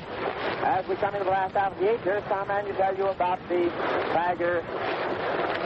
Cardinals half of the eighth inning. Here, come in, Tom. Tiger half of the eighth inning, we saw Phillips going into center field for the Cardinals. Mickey Cottrell was first up, and he was out. The Rocher to Collins. Charlie Gehringer, then fly to Joey Medwick. Medwick going into deep left center to make the catch. Hank Greenberg then got a hold of one and parked it high into the left field bleachers for a home run, making it 8-3. Goose Goslin then brought it out shortstop to Rocher to first baseman Collins. The Tiger half of the eighth inning, 1 run, 1 hit, and no errors. So at the end of 8 innings, St. Louis Cardinals of the National League 8 and the Detroit Tigers 3. We go to the ninth inning of this first game of the World Series at Navin Field, Detroit. Keith Hoffstetter, the southpaw pitcher, is presently in the box for the Tigers, and Cochran is behind the bat. First half of the ninth, and Delancey of the Cardinals is first up. Bill Delancey, the Cardinals catcher, first up there. He's got a big bat. Got his paraphernalia off, comes up, here's the pitch, and it's a ball. Wide of the plate. Back left. Ball was wide and outside. The left-handed batter. Hogg just got the ball again, and the signal is the pitch. Shoots it in, he fouls it up clear into the press box. And the pressman has the ball. Is he going to return it? Well, that's the question here at the moment. Usually balls go back into the playing field, but somebody wants a souvenir of the 1934 World Series, and it stays up in the press box. New ball goes into the game. It's Bill Delancey down there in the batter's box. He winds up. Here's the pitch. Shoots in, and it's strike two. He swung hard at that one, but connected with nothing at all. Goes off and wipes his hands into the dirt. Takes his place back at the box. Taps the plate. Here's the pitch. It's a ball. 3-2 on the batter. 3-2 on Bill Delancey. What'll the next one be? Always the question in the batter's mind when it's 3-2. He comes looping down. He drives it hard. It looks like it's going into the big one. Up by two strikes and goes back up against the fence and takes it on the run. That ball looks like another one of those homers into those left field bleachers. So Delancey retires the dugout. There's one gone here in the Cardinals half of the ninth inning. Dick Bullock, who has just replaced Orsatti in the eighth inning in center field for the Cardinals, is next up. Dick Batson throws right. He's taking his place down there in the batter's box now. Ball comes shooting over, and it's wide of the plate. It's a ball. Wide to and outside to a right-handed batter. One ball. Archer has it again. Looks over the signal. Winds up. Shoots it in. He drives it hot over second base. Way out into center field. It's good for a single. Jojo White throws it back in. A single for Dick Bullock. He just come into the ball game. That was his first time at bat. Leo DeRocher. Shortstop. St. Louis Cardinals next up. Score 8-3. Favor of the Cardinals here in the ninth inning. First half of the ninth. DeRocher's at bat. A man on. One out. Hogg is looking well first. Turns. Shoots it in. Fast and it's a foul into the Tigers' dugout. Taking two policemen and a player dog. The policeman was coming down at the end of the dugout. DeRocher's up there. Strike one on him. Man on base. One gone. Score 8-3. He has a reputation for being able to hit when it means something when there's a man on. His batting average, .258 for the season, but he got most of those when it meant something, when there's a man on base. Hodge has the ball after trying it over to Greenberg, trying to see what he could do with Mr. Bullock. He drives it hot down to the shortstop, who struck it to second, but there wasn't time to get it down to first. Man is out at second. Dick Bullock and DeRocher is on first base with two outs. Dizzy Dean comes up. Dizzy Dean, and he's getting a nice hand from the fan. As he walks out of the dugout, comes sailing very slowly up to the plate, walks around back of Dick Owens and Mickey Cochran to take his place, wipes his hand in the dirt, picks up the bat again, taps the plate, and lengthens his grip on it, looks back at the pitcher. Here's the pitch. A bounder right down towards second. It's fielded by Gehringer, who runs over, steps on the second base, forcing the runner out at second. That was the ninth inning for the Cardinals, who lead 8-3, and here's Tom Manning to tell you about it. In the final half of the ninth inning, Delancey was first up. Delancey fired deep to Johnson. That was a nice running catch by the Goose, playing over Vic Ford left center, and dashed back into left field to snag that long drive. Dick Bullock, who recently replaced Orsatti, single to center field. Here's a Rocher, then forced Bullock, Rogel to Gehringer. And Dizzy Dean, after fouling several pitches, then forced Rocher down at Gehringer on a pitch. That was a ground ball hit very close to the second base tag. But so it's into the last half of the ninth inning. St. Louis Cardinals 8. The Tigers 3. Come in for it. Time this afternoon, now you might hear this World Series baseball game. Here we have William George Rogel. Back, and he fires off the first pitch here in the ninth inning.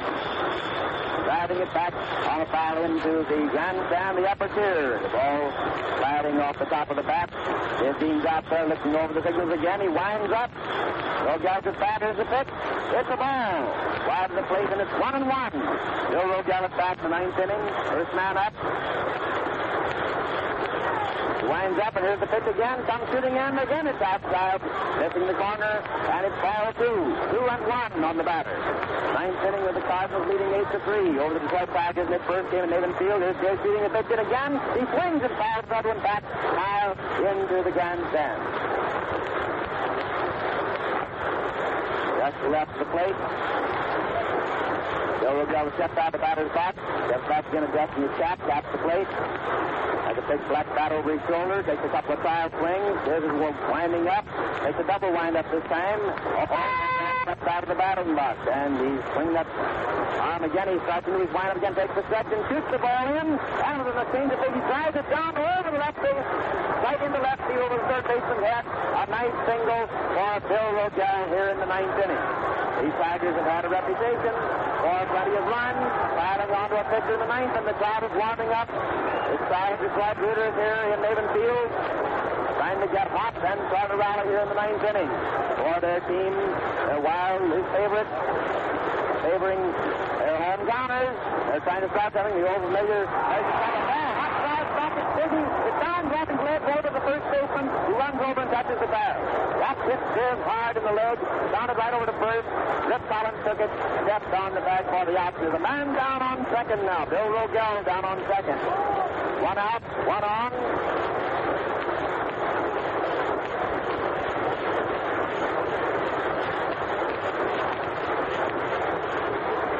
Pete Fox coming to bat. Bill Rogel down on second. Pete Fox, the right fielder. Well, the Tigers up there. He bats right. He stepped in there with a determined look on his chin here in the ninth inning with his team trailing 8-3. He looks around second base and shoots one in. He swings hard, missing the ball, and it's strike one on Pete Fox. Ball goes back to Sears. Sears is watching that man on second. Either to Roach or Fraser Bing. There's the pitch. Comes in. It's a ball, a low one. Clancy picking it out of the dirt, back of the plate. And he's taking it right down on the ground to get it out of there. 1-1. Ball one and strike one. And on, one out in the ninth inning. So 8-3. Tigers trailing. He swings hard, drives one hard down to the third base and catches it. Catches the man coming in the third. Throws it over. A very low throw to Rip Collins. We don't know whether he scored. Which one the air will be on the man who made the throw. It was low. He tried to go down. I got the man over there. Made the throw over to first, but he couldn't get the man at first. But he stopped that ball. Rip Collins stopped it. We have Hawker coming in to bat for Hodgett here in the ninth. Hawker coming in to bat for Hodgett. Man on first. 2 out. Martin did a great job batting that ball and getting the man coming in there and then trying to wing it over to first. Here's the pitch, and it's a ball. A ball on Hawker, who has replaced Hodgett here in the ninth inning. 2 out, man on. He's pitching good. He shoots it in, and he swings hard, getting nothing for his trouble. It's 1-1. Ball one and strike one on Hawker. Hawker at the plate. We misunderstood the name from down there at the loudspeaker. Walker rather than Hawker. He drives one down, but it goes foul before it gets to first. Walker batting for Hodgett.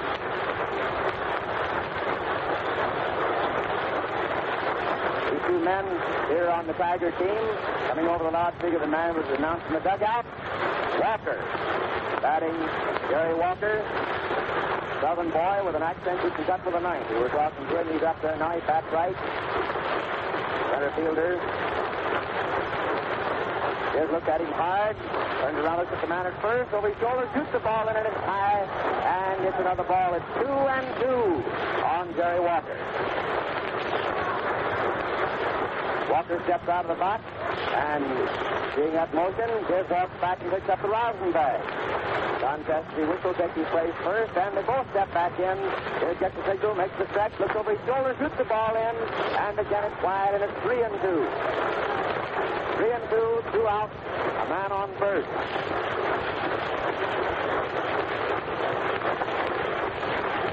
Fox on first. Here's the pitch. He swings hard for the third strike, and the end of the ball game. Jerry Walker missing the offering of his team. The broadcast of this game has been sent to you by the Ford Motor Company. Builders of Ford and Lincoln Cars and Ford Trucks. You're cordially invited to be their guest again tomorrow when the World Series battle is resumed at Navin Field. And in the meantime, watch the Fords go by. Now we'll turn the microphone over to Tom Manning. We'll give you a summary of the game and its highlights. All right, Tom Manning, come here. For the benefit of our many friends who have just tuned in, the final score of today's first game of the World Series, the Cardinals 8, the Tigers 3. The Cardinals 8 runs on 13 hits. The Cards made 2 errors. The Tigers 3 runs, 8 hits, and 5 errors. Things went along rather smoothly in the first inning with no scores.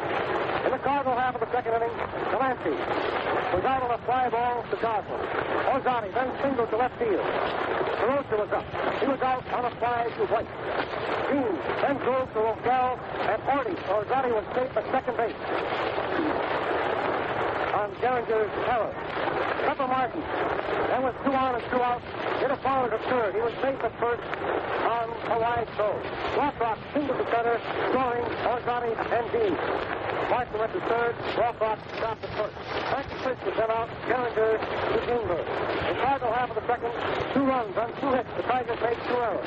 Then we hop over to the first half of the third inning. Joey Medwick led off with a single past third base. Collins rounded out. Medwick went to second. Rogel threw badly and took another error. DeRosa was then safe at first on Greenberg's error, and Collins scored all the way from second. Making a beautiful stride just ahead of the throw at home plate. Orzani then tried to right field. DeRosa tried to top. The Cardinal half of the third would put them 3 runs ahead of the Tigers. 1 run on 1 hit, and 2 more errors for the Tigers. The Tigers scored that first run in the last half of the third.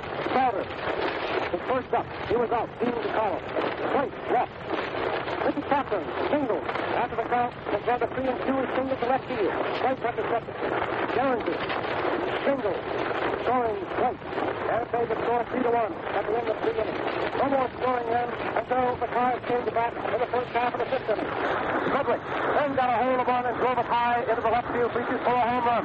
Collins, after getting a count of 3 and 2, he whacked. DeRosa then flies to White. Orzani singled to left field. Collins went to second. DeRosa ended the inning flying out to White, making the score 4-1 in favor of the Tigers. In the 6th inning, the Cardinals really broke out, led by the great Dizzy Dean, who, after being razzed by the crowd for missing a strike by several yards, he then parked a 2-base hit against the barrier in left field. Pepper Martin singled to center field, and Dean crossed the plate, 5-1 the Cardinals. Jack Rothrock laid down a sacrifice Marbury to Greenberg. Quick fouled out to Owen. This was a great catch by Marv Owen, who ran some 40 to 50 yards away from the third base, cushion down in left field to make the catch. Joey Medwick, with a count 2 and 2, his 4th hit of the afternoon, with a single to right field, scoring Martin, making it the Cards 6, Tigers 1. Collins then gave perfect execution of the hit-and-run play with a ringing single to right field, sending Joey Medwick to third. At this point, Halstead replaced Marbury. Halstead is a southpaw. Delancey doubled against the barrier, sending Medwick and Collins across the plate, making it 8-1, the Cardinals.